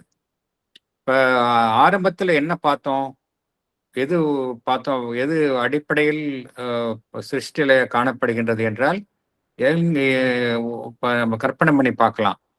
வாழ்வு அப்படிங்கிற எதுவுமே இல்லை. வாழ்வே இல்லை அப்படின்னா இந்த உலகத்துல என்ன இருக்கும்? வெறும் சடப்பொருள் மாத்திரம்தான் இருக்கும். ஆரம்பத்துல சடப்பொருள் மாத்திரம்தான் இருக்கும். ஸோ அந்த நிலையில இருக்கிறவங்களுக்கு ஒருத்தங்களுக்கு என்ன தோணும்? இதுதான் உண்மை, இதை தாண்டி வேற எதுவுமே இருக்காது அப்படிங்கிறது அந்த நிலையில தோன்றும் இல்லையா? வெறும் சடப்பொருளான ஒரு உலகத்துல ஒருத்தர் பார்க்குறாரு, ஒரு ஒரு ஒரு ஒரு கான்சியஸ்னஸ் அந்த இடத்துல பார்க்குதுன்னு கற்பனை பண்ணி பார்க்கலாம். வாழ்வினுடைய எந்த அம்சங்களும் எந்த ரூபத்திலும் காணப்படலை அந்த இடத்துல அப்படின்னா நம்ம என்ன தோணும்? எல்லாமே சடப்பொருள் தான், இதுதான் வந்து இதை தவிர வேற எதுவுமே இல்லை, டாமினன்ட் பிரின்சிபல்னு நம்ம இன்னைக்கு தோணும். ஆனா அது கிடையாது அப்படிங்கிறார். பார்த்தா அதுதான் வந்து அனைத்திற்கும் அடிப்படையாக இருக்கின்றது. இப்ப நம்ம உடலே வந்து சடப்பொருளானது தான் இருக்கின்றது. அனைத்தையும் அதுதான் உருவாக்கின்றது, அனைத்திற்கும் மூலமாகவும் அதுதான் இருக்கின்றது, இறுதியாகவும் அதுதான் இருக்கின்றது. அப்படிதான் நமக்கு தோணும். மெட்டீரியலிஸ்ட் பொருள் முதல்வாதிகளை கேட்டால் அப்படிதான் சொல்லுவாங்க. நீங்க என்ன ஆன்மீகம் பேசுறீங்க? இப்ப இருக்கிறது உலகம், சடப்பொருள், அவ்வளவுதான். இதை தாண்டி வேற எதுவுமே கிடையாது. எவையெல்லாம் என்னுடைய ஐம்புலன்களினால் நான் அறிகின்றனோ அதை தாண்டி உண்மை கிடையாது என்பதுதான் அவங்க சொல்லுவாங்க. ஆனால் இங்க பகவான் என்ன கூறுகின்றார்? சடப்பொருள் மாத்திரமே ஒரு தனித்திற்கும் உண்மையாக நாம் எண்ண முடியாது அப்படின்றார். உண்மையிலே சடப்பொருள் உண்மையிலே என்ன அப்படின்னு பார்த்தோம் அப்படின்னா, அதுவும் வந்து ஒரு எனர்ஜி, ஒரு கிரியேட்டிவ் எனர்ஜி தான் அது. அது வந்து ஒரு மூவ்மெண்ட் ஆஃப் த ஸ்பிரிட் தான் அது. எதை நம்ம சடப்பொருள் என்று சொல்கின்றோமோ அது வந்து மெய்ப்பொருளினுடைய ஒரு இயக்கம் தான் சடப்பொருளாக காணப்படுகின்றது. Matter is a form of the spirit தானே ஒழிய, அது மாத்திரம் இல்ல, அந்த மெய்ப்பொருள் இருக்கக்கூடிய வசிக்கும் இடமாகவும் இருப்பது அந்த சடப்பொருள் தான். ஸோ நம்ம அதை புரிஞ்சுக்கணும். ஸோ எதையும் தனியா பார்க்க முடியாது அப்படிங்கிறார். அதே போல அடுத்தது வாழ்வு அப்படிங்கிற அம்சம் வந்தது அப்படின்னா, இப்போ சப்போஸ் நமக்கு தெரிஞ்சதெல்லாம் வாழ்வு அப்படின்னா நம்ம என்ன செய்வோம்? ஒரு இடத்துக்கு போனா அந்த இடத்துல ஏதாவது வாழ்வு சார்ந்த அம்சங்களே இல்லைன்னு வச்சுப்போம். இது என்ன இப்படி இருக்குது? வாழ்வினுடைய துடிப்பே இல்லாம இருக்குதே. வாழ்வு இருக்குதோ, எந்த இடத்துல வாழ்வினுடைய அறிகுறிகள் இருக்கின்றதோ அதுதான் வந்து உண்மைமை. வாழ்வினுடைய அறிகுறிகளே இல்லாத இடத்தை நம்ம எவ்வாறு ஏற்றுக்கொள்வது அப்படின்னு நமக்கு நினைக்க தோணும். ஒரு காலகட்டத்துல மேட்டர் டாமினண்டா இருக்கு, அப்புறம் வாழ்வு வந்தப்புறம் அது டாமினண்டா இருக்கிற போல ஒரு தோற்றத்தை நமக்கு தருகின்றது. ஆனால் அதுவும் வந்து ஒரு அடிப்படை மெய்மை என்று கூற முடியாது. அதுவும் அந்த உள்ள இருக்கக்கூடிய அந்த மெய்ப்பொருளினுடைய ஒரு வடிவம் தான். சடப்பொருள் எப்படி அந்த மெய்ப்பொருளினுடைய வடிவமாக இருக்கின்றதோ, வாழ்வும் அந்த மெய்ப்பொருளினுடைய ஒரு வடிவம் தான். It is a power of life, அவ்வளவுதான். அது வந்து ஒரு இறை சக்தியினுடைய ஒரு வடிவம் தான். இறை சக்தியினுடைய வடிவம் தான் வந்து வாழ்வினுடைய சக்தியாக வெளிப்படுத்தப்படுகின்றது. ஸோ இந்த வாழ்வினுடைய சக்திக்கும் மேலாக எது இருக்குது அப்படின்னா அந்த சித் சக்தி என்கின்ற டிவைன் எனர்ஜி, அதுதான் வந்து வாழ்வினுடைய சக்தியாக இங்கே தன்னை வெளிப்படுத்திக் கொள்கின்றது. அப்புறம் அடுத்தது மனம் வருகின்றது. மனம் வந்தா என்ன செய்கின்றது அப்படின்னா, அதுதான் வந்து டாமினேட்டா இருக்கிறது போல தோன்றுகின்றது. மனிதன் என்ன நினைக்கின்றான்? நான் சிந்திப்பதுதான் கரெக்ட், எனக்கு இணங்கிதான் மற்ற எனக்கு கீழ் உள்ள உயிர்நிலைகள் எல்லாமே எனக்கு இணங்கித்தான், எனக்கு கீழ்ப்படிந்துதான் இருக்கணும். எனக்கு கீழ் உள்ள நிலைகளான மற்ற வாழ்வு நிலைகள், சடப்பொருள்கள் எல்லாமே என்னுடைய மனம் என்கின்ற ஒரு இயக்கத்திற்கு கட்டுப்பட்டு தான் இருக்கணும் அப்படிங்கிற அவன் நினைக்கிறான். So mind becomes dominant. என்ன செய்கின்றது? வாழ்வையும் சடப்பொருளையும் தன்னை வெளிப்படுத்தும் ஒரு உபாயமாகத்தான் அது கருதுகின்றது. தன்னுடைய வளர்ச்சிக்காகவும் தன்னுடைய ஒரு ஆளுமைக்காகவும் தான் அது சடப்பொருளையும் வாழ்வையும் அது அடக்கி ஆள்கின்றது. ஒரு மனிதனுடைய மனம் அவ்வாறு தான் செயல்படுகின்றது. அதுதான் உண்மை, அதுதான் சிருஷ்டிகர்த்தா என்கின்ற நிலையில் மனம் நினைக்கின்றது. ஆனால் அதுவும் உண்மை கிடையாது. மனமும் பார்த்தோம் அப்படின்னா அதுவும் வந்து ஒரு லிமிட்டட் அண்ட் டெரிவேட்டிவ் பவர் அப்படிங்கிறார். அது சூப்பர் மைண்ட்லேருந்து வந்ததுதான். அது வந்து அது சூப்பர் மைண்ட், அதிலிருந்து வெளிப்பட்ட அந்த ஓவர் மைண்ட், அதனுடைய வெளிப்பாடாக இருப்பதுதான் மனம். ஸோ மைண்ட் அப்படின்னா எதனுடைய வெளிப்பாடுன்னு பார்த்தோம் அப்படின்னா அவுட்கம் ஆஃப் த மைண்ட் தான் இங்க ஓவர் மைண்ட் தான் இங்க மைண்ட் அப்படிங்கிற நிலையில இறுதியில காணப்படுகின்றது. அது வந்து எதனுடைய நிழலாக இங்கு காணப்படுகின்றது என்றால் அந்த அதிமனம், அதனுடைய ஒரு நிழலினுடைய ஒரு சாயையாகத்தான் இங்கு நம்மளுடைய மனம் செயல்படுகின்றது அப்படிங்கிறது. அது எப்பொழுது வந்து தன்னுடைய ஒரு மனிதனுடைய மனம் முழுமைத்தன்மையை எட்டும் அப்படின்னா அந்த உயர் ஞானம் அதனுடைய ஒளியை தன்னுள் அது அனுமதிக்கும் பொழுதுதான் ஒரு மனிதனுடைய மனம் முழுமைத்தன்மையை எட்டும் அப்படிங்கிறார். ஸோ இந்த 3 பிரின்சிபல்ஸும் தனித்தனியே வந்து அதுதான் உயர்ந்தது என்று நினைப்பதோ, அதுதான் அனைத்திற்கும் அடிப்படை தனித்தனியே அடிப்படையான அம்சங்கள் என்று கருதுவது தவறு அப்படிங்கிறார். அடுத்தது போகலாம். படிக்கட்டுமா சார்? எஸ், படி. சார் ஒரு நிமிஷம் sir. Yes madam, yes madam, படிங்க, சொல்லுங்க. மேட்டர், லைஃப், மைண்ட் இது 3 பார்த்தோம் இல்லையா? ஆமா, இது லோவர் ஹெமிஸ்பியர்ல இருக்கிறது. ஆமா ஆமா. மேல வந்து சச்சிதானந்தா. சோ அந்த நடுவுல ஒண்ணு இருக்கு அப்படின்றது வந்து அந்த 4th ஃபோல்டு அப்படின்னு சொல்லியிருந்தார் இல்லையா? ஆமா ஆமா. இப்ப இதுல இருந்து அதுக்கு போறது வந்து இந்த 3க்கும் தெரியுமா தெரியாதா? லைஃப், மேட்டர், லைஃப், மைண்ட் இந்த 3க்கும் இந்த நெக்ஸ்ட் லெவல் இருக்கு, அதுக்கு போறோம் அப்படின்றது வந்து அந்த நாலேஜ் இந்த எவல்யூஷன்ல இருக்குமா இருக்காதா? அந்த நாலேஜ் வந்து இந்த 3 அம்சங்களுக்கு மேற்புறத்துல இருக்காது. இப்ப நம்ம ஃபார் எக்ஸாம்பிள் நம்ம எடுத்துட்டு அந்த உதாரணம் எடுத்துக்கிட்டா நீங்க கேட்குற கேள்விக்கு பதில் புரிஞ்சுக்கலாம். நமக்கு தெரியுமா தெரியாதா, நம்ம சூப்பர் மைனா ஆக போறோம் அப்படிங்கிறத பகவான் அரவிந்தரை படிக்கிறதுனால நம்ம புரிஞ்சுக்கிறோம். அதர்வைஸ் நமக்கு சுத்தமா தெரியாது இல்லையா? நமக்கு தெரியாது. அதே போல நமக்கு கீழ் உள்ள நிலைகள்ல இருக்கக்கூடிய ஒரு விலங்குக்கு, ஒரு குரங்குக்கோ மற்ற அனிமலுக்கோ தான் மனிதனாக போகின்றோம் அப்படிங்கிறது தெரியுமா தெரியாதா? நிச்சயமா தெரிஞ்சிருக்கிற வாய்ப்பு கிடையாது. அதே போல அதற்கு கீழ் உள்ள நிலையில் இருக்கக்கூடிய பிளான்ட்டுக்கு வந்து அது வந்து ஒரு விலங்காக போகிறோமா இல்லையாங்கிறது நிச்சயமா அது, ஏன்னா அந்த இடத்துல சிந்திக்கும் திறனே இதெல்லாம் தெரியாது.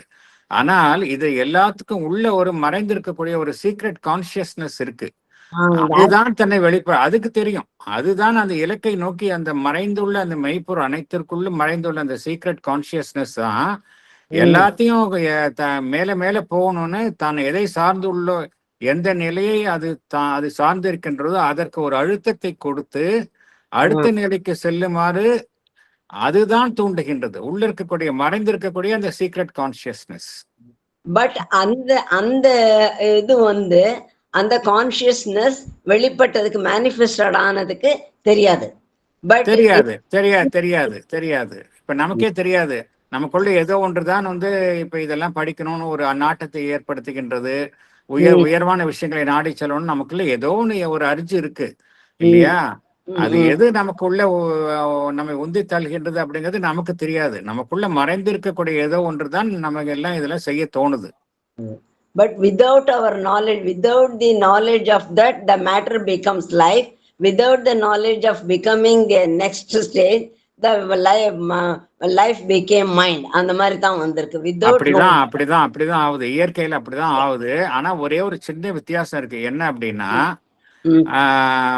ஆரம்பத்துல சடப்பொருள் இருக்கு, அப்புறம் வந்து வாழ்வு அப்படிங்கிற விலங்கினம் வரைக்கும் வாழ்வு அப்படிங்கிற நிலையில இருக்கு. அந்த நிலை வரைக்கும் பார்த்தோம் அப்படின்னா இயற்கை தான், எல்லாமே இயற்கையில தான். நம்ம நேச்சர்ல தான் நம்ம எல்லாம் இருக்கோம். இந்த நேச்சர்லோடைய லெவல் ஆஃப் கான்சியஸ்னஸ் வந்து பார்த்தோம் அப்படின்னா விலங்கு அப்படிங்கிற நிலை வரைக்கும் nature is not conscious of itself. Whereas மனிதன் அப்படிங்கிற நிலைக்கு வந்தப்புறம் we are conscious of ourselves இல்லையா? இப்ப வந்து நான் யாருன்னு அப்கோர்ஸ் நம்ம மேல்புறமா தான் அறிந்து வச்சிருக்கோம். நான் யாருங்கிறது ஆண்மன், அது நம்ம தெரியும். நான் அந்த ஆஸ்பெக்ட்ல சொல்லல. இப்ப நான் விலங்குக்கு வந்து தான் யார் அப்படிங்கிறது தெரியாது. அது ஏதோ தன்னை பத்தி என்னன்னு தன்னை குறித்த உணர்வு நிலையே இல்லாமல் இருப்பதுதான் விலங்கு. மனிதனுக்கு அப்படி கிடையாது. மனிதனுக்கு வந்து தன்னை ஒரு தனியான ஒரு அமைப்பாக அவன் உணர்கின்றான். சோ உணர்வு நிலையினுடைய பரிணாமத்துல நேச்சர்ல வந்து மனிதன் என்கின்ற நிலைக்கு வந்தப்புறம் the nature becomes conscious of itself. அதுதான் வித்தியாசம். பகவான் அதான் கோருகின்றார். The nature Exactly. becomes conscious of itself when man arrives at the scene. அது வரைக்கும் இருக்கக்கூடிய அமுத நிலைகள்ல வந்து nature is not conscious of itself. நேச்சருக்குள்ள இருக்கக்கூடிய சக்தி வேலை செஞ்சிட்டு இருக்கு. ஆனா அந்த வெளிப்புற அம்சங்கள் வந்து தன்னை குறித்த உணர்வு நிலையில் அறியாமையில் இருக்கின்றன. மனிதன் அப்படிங்கிற நிலைக்கு வந்தப்புறம் he becomes conscious of himself. இருந்தாலும் இந்த நம்ம எல்லாத்துக்கும் உள்ள எது வந்து அடுத்த நிலைக்கு போகுமாறு தூண்டுகின்றது என்றால் இந்த மறைந்துள்ள அந்த சீக்ரெட் கான்சியஸ்னஸ், டிவைன் கான்சியஸ்னஸ், அதுதான் வந்து அனைத்துள்ளும் இருக்கக்கூடிய அந்த மெய்ப்பொருள் தான் வந்து அடுத்த நிலைக்கு போகணும் அடுத்து அப்படின்னு ஒரு அழுத்தத்தை தந்து கொண்டே இருக்கின்றது. இது குறித்த அவேர்னஸ் வந்து வெளியில இருக்க அமைப்புகளுக்கு இருக்காது. இன்னொரு உதாரணம் சொல்றேன். ஃபார் எக்ஸாம்பிள், நம்ம எல்லாம் ஒரு ஆன்மீக நாட்டம் உடையவர்களாக இருக்கின்றோம். ஏதோ நமக்கு தெரிஞ்ச அளவுக்கு ஏதோ நம்மால முயன்றவருக்கு முயற்சி செய்கின்றோம், அடுத்த நிலைக்கு போகணும்னு முயற்சி செய்கின்றோம். நமக்குள்ள ஏதோ ஒரு ஆன்மன் இருக்கின்றது, அது தான இந்த பயணத்தில் ஈடுபட்டு இருக்கின்றது.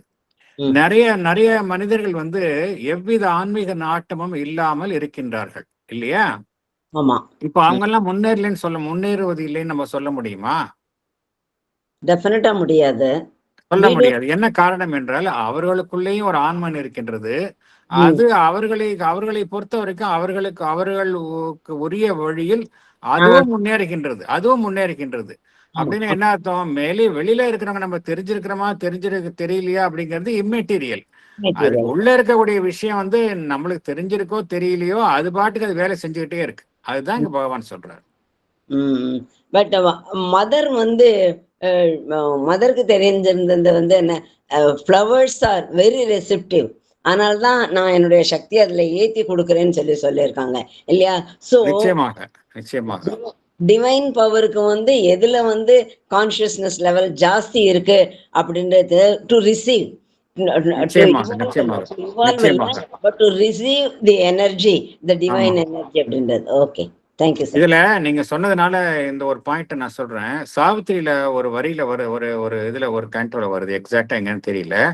அதுல எப்படி மதருக்கு வந்து எந்தெந்த நிலைகள்ல இருக்க வாழ்வு நிலைகள் வந்து திறவாக இருந்தன அப்படின்னு சொல்றாங்க. அதுல வந்து சப் ஹியூமன் ப்ரூட்ஸ் அப்படிங்கிறாங்க. அதுல சொல்றாங்க சப் ஹியூமன் ப்ரூட்ஸ்னா மனிதனுக்கு கீழ் உள்ள நிலைகள்லாம் வந்து they are open to the mother because அவங்க இயற்கையா ஓப்பனா இருந்தது. மனிதன் அப்படிங்கிற நிலையில வந்து அப்புறம் அவனுடைய சுயநலம் ஆசையில அந்த ஓப்பன்னஸ்ல வந்து ஒரு களங்கம் ஆயிடுச்சு அப்படின்னு சாவித்திரியில வருது. நீங்க சொன்ன கருத்துக்கு ஒப்பான கருத்தை நம்ம அங்க பாக்குறோம். எந்த வரிகள் என்னால ரீகால் பண்ண முடியல. இந்த வரி வருது, sub human fruits like plants and animals, they are more open to the mother, whereas மனிதன் கிட்ட வந்து there is somewhat அவங்க கிட்ட இருக்கக்கூடிய சுயநலம் ஆசை இதெல்லாம் வந்து அந்த ரிசெப்டிவிட்டியை பிளாக் பண்ணுது அப்படிங்கிற வரிகள் சாவித்திரியில வருது. நீங்க சொல்றது கரெக்ட். மலர்களுக்கு வந்து அந்த ஓப்பன்னஸ் இயற்கையாகவே ஜாஸ்தி இருக்கு. அதுலயே தான் வரும். the growth of the flame லே ஒரு growth of yes as the flowers அப்படின்னு சொல்லிட்டு வரும். அது கேலண்டர்ல கூட போட்டிருந்தாங்க. thank you sir. thank you.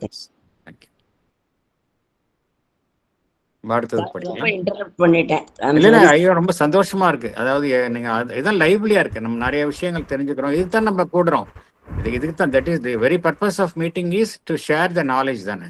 ரொம்ப சந்தோஷமா இருக்கு. நீங்க கேள்வி நீங்க நிறைய இது எழுப்பி எல்லாருக்கும் பெனிஃபிட் ஆகும். நீங்க கேட்கறது நிறைய பேர் கேட்கறதுக்கு தயங்குவாங்க, நீங்க கேட்கறீங்க. அதனால எல்லாருக்கும் அந்த உங்க மூலமா எல்லாருக்கும் போய் சேருது. அதனால நீங்க வந்து மற்றவர்களுடைய அறிவை கிளாரிஃபை பண்றதுக்கும் உங்களுடைய கேள்விகள் பயனுள்ளதாக இருக்கின்றது. அதுக்கு சந்தேகமே இல்லை.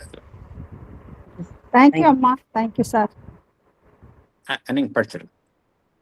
These three lower powers of being, matter, life and mind, build upon the inconscient. They seem to be originated and supported by it. As a consequence of this origination and predominance, the inconscient is considered now the real origin and created by a certain philosophical thought. But it is a conscious spirit and not an inconscient being that is emerging in the evolution. The inconscient and its primary works are penetrated by a succession of higher and higher powers of being. They are made subject to consciousness, that is higher consciousness, so that they can be transformed by divine consciousness. The integral knowledge admits the valid truths of all views of existence, but it seeks to get rid of their limitations and negations. It seeks to harmonize and reconcile these partial truths in a larger truth which fulfills all the many sides of our being in the one omnipresent existence. Our metaphysical knowledge of the fundamental truth of the universe. இல்ல முதல்ல இருங்க madam ஆ. இருங்க, இது வரைக்கும் explain பண்ணிடுறேன், அப்புறம் அடுத்து இந்த லோவர் பவர்ஸ் பார்த்தோம் இல்லையா, மேட்டர், லைஃப் அண்ட் மைண்ட். கீழே இருக்கிற லோவர் ஹெமிஸ்பியர்ல இருக்கிறது வந்து எதன் மேல் எழுப்பப்பட்டுள்ள ஒரு அமைப்புகளாக காணப்படுகின்றன அப்படின்னு பார்த்தோம் அப்படின்னா, இன்கான்ஷியன்ட்டுக்கு, ஏன்னா அனைத்திற்கும் பேஸ் வந்து இன்கான்ஷியண்டா இருப்பது போல நமக்கு தோணுகின்றது. அதனால என்ன நமக்கு என்ன நினைக்கிறோம், அதுலேருந்து தான் இன்கான்ஷியன்ட்லேருந்து தான் மேட்டர் வந்திருக்கு, அதுலேருந்து தான் லைஃப் வந்திருக்கு, அதுலேருந்து தான் மைண்ட் வந்திருக்குன்னு நினைக்கிறோம். இந்த கண்ணோட்டத்தில் பார்த்தோம் அப்படின்னா, அனைத்திற்கும் மூலமாக எது இருக்குன்னு அப்படின்னா இன்கான்ஷியன்ட் தான் மூலம் அப்படிங்கிற ஒரு கருத்திற்கு நாம் தள்ளப்படுவோம். அதுதான் வந்து ரியல் ஆரிஜின் அண்ட் கிரியேட்டர், அதுதான் சிருஷ்டிகர்த்தா அப்படின்னு சில தத்துவ கோட்பாடுகளின் அடிப்படையில் கூறப்படுகின்றது இந்த உண்மை. ஆனால் இது உண்மை கிடையாது அப்படிங்கிறது தான் பகவானினுடைய வாதம். எது வந்து சிருஷ்டிகர்த்தா அப்படின்னா, பரிணாமத்தில் எது வந்து அனைத்தையும் சிருஷ்டிக்கின்றது அப்படின்னா கான்சியஸ் ஸ்பிரிட், அந்த உணர்வுள்ள மெய்ப்பொருள், அதுதான் காரணமாக இருக்கின்றது ஒழிய இன்கான்ஷியன்ட் கிடையாது. இன்கான்ஷியன்ட்னால எதையும் செய்ய முடியாது. இன்கான்ஷியன்ட்குள்ள இருக்கிற மறைந்திருக்கக்கூடிய அந்த கான்சியஸ்னஸ் தான் அந்த பரிணாமத்தையே அது வந்து உண்டாக்குகின்றது. பரிணாமம் என்கின்ற இயக்கத்தை எது வந்து தோற்றுவிக்கின்றதுன்னு அப்படின்னா அந்த இன்கான்ஷியன்ட் இருக்கக்கூடிய கான்சியஸ்னஸ். இன்கான்ஷியன்ட் நம்ம சொல்றோமே ஒழிய அதனுடைய அதுல பார்த்தோம் அப்படின்னா தொடர்ச்சியாக என்ன நடைபெறுகின்றது என்றால் அதற்குள்ள ஒரு ஊடுருவல் நடைபெறுகின்றது. இன்கான்ஷியன்ஸ்குள்ள தொடர்ச்சியாக இந்த உயர் தளங்களில் இருந்து சக்திகளினுடைய ஊடுருவல் தொடர்ச்சியாக நடைபெற்று கொண்டே இருக்கின்றது. அது நமக்கு தெரியல, ஆனா நடைபெற்று கொண்டே இருக்கின்றது. அதனால என்ன நடைபெறுகின்றது, இன்கான்ஷியன்ஸ் என்கின்ற உணர்வற்ற நிலை என்பது உணர்வுள்ள நிலை என்கின்ற நிலைக்கு அது மாற்றம் செய்யப்படுகின்றது. அதனால அந்த இறை உணர்வு நிலை வந்து என்ன செய்கின்றது, அந்த இன்கான்ஷியன்ஸ் என்று நாம் நினைக்கின்றோமோ அதை திருவுருமாற்றம் செய்கின்றது. இதுல பூரண ஞானம், பகவான் என்ன குறிப்பிடுகின்றார், இது வரைக்கும் பார்த்தது எல்லாமே வெவ்வேறு கருத்துக்களை கூறி என்ன குறிப்பிடுகின்றார், தனிப்பட்ட ரீதியில் எந்த கருத்தையும் நாம் அதுதான் அடிப்படையான கருத்து, ஒரே கருத்து அப்படிங்கிற பார்க்க முடியாது. இன்டெகிரல் நாலேஜில் எல்லா உண்மைகளையும் நாம் ஏற்றுக்கொள்கின்றோம். மனம் பணதையும் ஏற்றுக்கொள்கின்றோம், வாழ்வு, சடப்பொருள், அதிமனம், சச்சிதானந்தம், எல்லாத்தையும் இன்கான்ஷியன்ஸ் எல்லாத்தையும் ஏற்றுக்கொள்கின்றோம். ஆனால் அவைகளால் கட்டுப்படுவதில்லை. அவைகள் விதிக்கக்கூடிய வகுக்கக்கூடிய எல்லைகளினால் நாம் கட்டுப்படுவதில்லை. நாம் எல்லாத்தையும் எடுத்துக்கிறோம், ஆனா அதை ஒரு எல்லைக்குள்ளே இருந்து கொண்டு அதுதான் உண்மை அப்படிங்கிற நாம் அந்த இடத்துல வந்து ஒரு தேக்கம் அடைந்த நிலையில் நின்று விடுவது கிடையாது. நம்ம வந்து we are not bound by the limitations and negations அப்படிங்கிறார். இன்டெகிரல் நாலேஜ் என்பது எல்லாத்திலும் இருக்கக்கூடிய உண்மையை எடுத்துக்கொண்டு அதை ஒத்திசைவுடன் பொருத்துகின்றது அப்படிங்கிறார். பகுதியாக இருக்கக்கூடிய உண்மைகளை ஒரு முழுமையான உண்மையில் அது பொருத்துகின்றது அப்படிங்கிறார். பகுதியாக இருக்கக்கூடிய நம்முடைய இருப்பை அந்த எங்கும் வியாபித்துள்ள அந்த பரம்பொருளினுடைய இருப்பில் இணைக்கின்றது. பகுதியாக இருப்பது நம்ம பகுதியாக இருக்குன்னு நினைக்கிறோம், ஆனா உண்மையிலேயே எது உண்மை என்றால் அது ஆம்னி பிரசன்ட் எக்ஸிஸ்டன்ஸ். இந்த காரியத்தை தான் இன்டெகிரல் நாலேஜ் செய்கின்றது என்று பகவான் குறிப்பிடுகின்றார். அடுத்த கடைசி 2 இதை படிங்க. படிங்க. Our metaphysical knowledge of the fundamental truth of the universe and the meaning of existence should naturally determine our whole conception of life and attitude to it. Our aim of life, our process of life must be structured on that basis. Otherwise, our metaphysical truth can only be a play of the intellect without any dynamic importance. The truth once discovered must be realizable in our inner being and our outer activities. Otherwise, It may have an intellectual and not an integral importance. Truth of being must govern the truth of life. The two must be related and interdependent. The fundamental truth of existence must also be the accepted meaning of our own living. It must be our aim, our ideal. Thank you, sir. இதுதான் பகவான் சொல்லக்கூடிய இந்த first போர்ஷன்ல சொல்லக்கூடிய அடிப்படை உண்மை என்ன அப்படின்னா, நம்ம நிறைய விஷயங்களை படிக்கிறோம். லைஃப் டிவைன் படிக்கிறோம். லைஃப் டிவைன்ல என்ன படிக்கிறோம்? இறை சம்பந்தப்பட்ட ஞானத்தை நாம் அறிந்து கொள்கின்றோம். எல்லாமே பார்த்தோம் அப்படின்னா அந்த சடவுலகிற்கு அப்பாற்பட்டுள்ள விஷயங்கள் குறித்த ஞானத்தை நாம் அறிந்து கொள்கின்றோம். எல்லாமே இந்த பிரபஞ்சத்தினுடைய அடிப்படை உண்மைகளாக பார்க்கின்றோம். வாழ்வினுடைய அடிப்படை உண்மையை நாம் அறிந்து கொள்கின்றோம். இதெல்லாம் வெறும் அறிந்து கொண்டால் மாத்திரம் போதுமா அப்படின்னா அதுதான் கிடையாது அப்படிங்கிறார். என்ன செய்யணும் அப்படின்னா, வாழ்வை நாம் எவ்வாறு புரிந்து கொள்கின்றோம், வாழ்வில் நாம் எத்தகைய மனோபாவத்தை நாம் கையாளுகின்றோம் என்பது இந்த ஞானத்தின் அடிப்படையில் இருக்கணும் அப்படிங்கிறார். இப்போ நம்ம என்ன புரிந்து கொள்கின்றோம், அறிந்து கொள்கின்றோம். நம்ம எல்லாருமே பரிணாமத்தில் இருக்கிறோம். நம்ம உயர் உணர்வு நிலையை எட்ட வேண்டும். நமக்கு மேலான நிலையில் ஒரு நிலை இருக்கின்றது, அதிமனம் என்கின்ற நிலையில் இருக்கின்றது. நாம் இருக்கக்கூடிய நிலை இடைப்பட்ட நிலை. நமக்குள்ள இருக்கக்கூடிய அந்த சைத்திய புருஷன் பரிணாமத்தை ஈடுபட்டு கொண்டிருக்கின்றது. அதில் நாம் மேலிலிருந்து உள் நோக்கி உள்முகமாக வாழ கத்துக்கணும் அப்படின்னு தெரிஞ்சுக்கிறோம். ஆனா இந்த உண்மையை நம்ம உண்மையாக மாத்திரம் மனதளவில் ஏற்றுக்கொள்ளாமல் அதை நாம் பயிற்சி செய்யணும் அப்படிங்கிறார் பகவான். நம்ம பார்க்கக்கூடிய எல்லாத்துக்கும் பின்னாடி இருக்கக்கூடிய ரிவைன் ரியாலிட்டியை பார்க்க கத்துக்கணும் அப்படிங்கிறாரு. நமக்குள்ள இருக்கக்கூடிய ஒரு ஆன்மன் இருக்கு, அது பரிணாமத்தை ஈடுபட்டு கொடுக்கின்றது, அடுத்த நிலையை நோக்கி செல்கின்றது. ஸோ நம்முடைய எல்லா ஆக்டிவிட்டீஸும் அதற்கு ஒத்த மாதிரி நம்ம செய்யணும். நம்மளுடைய வாழ்வினுடைய செயல்முறைகள் அத்தனையும் இந்த உண்மையின் அடிப்படையில் தான் அமையணும். அவ்வாறு அமையவில்லை அப்படின்னா வெறும் தத்துவ ரீதியாகத்தான் இதெல்லாம் இருக்குமே ஒழிய, வெறும் பிளே ஆஃப் த இன்டெலெக்டா தான் இருக்குமே ஒழிய, அதுக்கெல்லாம் ஒரு செயல்முறையில எவ்வித முக்கியத்துவம் இருக்காது அப்படிங்கிறார். ஸோ அடிப்படையில் என்ன கூறுற, இந்த உண்மைகளை எல்லாம் நம்ம வாழ்வினுடைய செயல்முறைகளாக நம்ம கன்வெர்ட் பண்ணணும் அப்படிங்கிறார். அதே போல எந்த உண்மையெல்லாம் நாம் அறிந்து கொள்கின்றோமோ அந்த உண்மையை நாம் நம்முடைய அகத்தில் மாத்திரம் அல்லாமல் புறத்திலும் நாம் கண்டறிய வேண்டும். உண்மையை ஒன்று அறிந்துக்கணும் அப்படின்னா நம்முடைய அகத்திலும் அறிய வேணும், அந்த உண்மையை அறியணும், புறத்திலும் அறிந்து கொள்ளணும் அப்படிங்கிறார். வெறும் இது ஒரு அறிவு சார்ந்த ஒரு இயக்கமாக செயலாக இருக்கக்கூடாது அப்படிங்கிறார். நமக்குள்ளே எந்த ஒரு நம்முடைய மைய உண்மையாக, ஜீவனினுடைய மைய உண்மையாக எது இருக்கின்றதோ அந்த உண்மைதான் நம்முடைய வாழ்வை வழிநடத்தக்கூடிய உண்மையாகவும் இருக்கணும் அப்படிங்கிறார். இது ரெண்டும், அதாவது truth of being, truth of life அப்படின்னு ரெண்டு விஷயம் சொல்றார். Truth of being and truth of life, இது ரெண்டும் ஒன்றை ஒன்று சார்ந்து இருக்கணும் அப்படிங்கிறார்.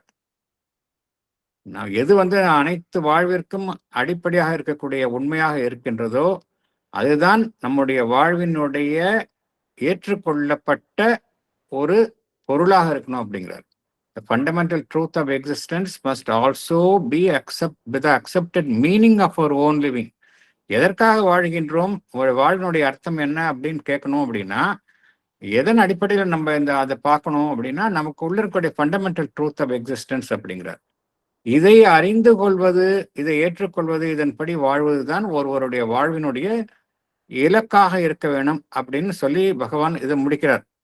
அப்புறம் அடுத்து நம்ம பார்க்க போறது பார்த்தோம் அப்படின்னா அந்த 4 தியரிஸ் ஆஃப் இதை பத்தி பகவான் சொல்றாரு. ஸோ அதை நம்ம அடுத்த செஷன்ல நம்ம சினாப்சிஸ்ல நம்ம பார்க்கலாம். நம்ம வேற ஏதேனும் கருத்துக்கள் இருந்தால் பகிர்ந்து கொள்ளலாம். Yes madam. 16 paragraphs பார்த்திருக்கோமா சார்? ஆமா, அப்படிதான் நினைக்கிறேன். ஆமா ஆமா ஆமா. இல்ல இப்ப நீங்க கடைசியா கொடுத்திருக்கிற 16th paragraphல வரலையேன்னு நான் பார்த்துட்டு இருக்கேன். அதான் அதை அது இருங்க, ஒரு நிமிஷம் இருங்க. அது எந்த பேராகிராஃப்ல வருதுன்னு தெரியல எனக்கு எக்ஸாக்டா. அதாவது நான் எல்லா பேராகிராஃப்லயும் சில ரெப்பிட்டேட்டிவா இருக்கு, அதெல்லாம் நான் ஒமிட் பண்ணிட்டேன். ஏன்னா நம்ம சினாப்சிஸ்ல எல்லாத்தையும் இன்க்ளூட் பண்ணா அதனால சில இதுல விட்டு விட்டு வரும். உங்களுக்கு ஒரு தொடர்ச்சியாக இருக்கும், ஆனா சில விஷயம்லாம் தொடர்ச்சியா இருக்காது, உங்களுக்கு பேராகிராஃப் வைஸா இருக்காது. எல்லா பேராகிராஃப்லயும் உள்ள உண்மையை அது என்ன ட்ரூ இம்பார்ட்டன்ட் இதோ அதை மாத்திரம் நான் கம்பைல் பண்ணி கொடுத்துருக்கிறேன். நீங்க கம்பைல் பண்ணதை நான் புக்ல அண்டர்லைன் பண்ணிக்கலாம்னு ஒரு குறுக்கு வழியில போனேன்.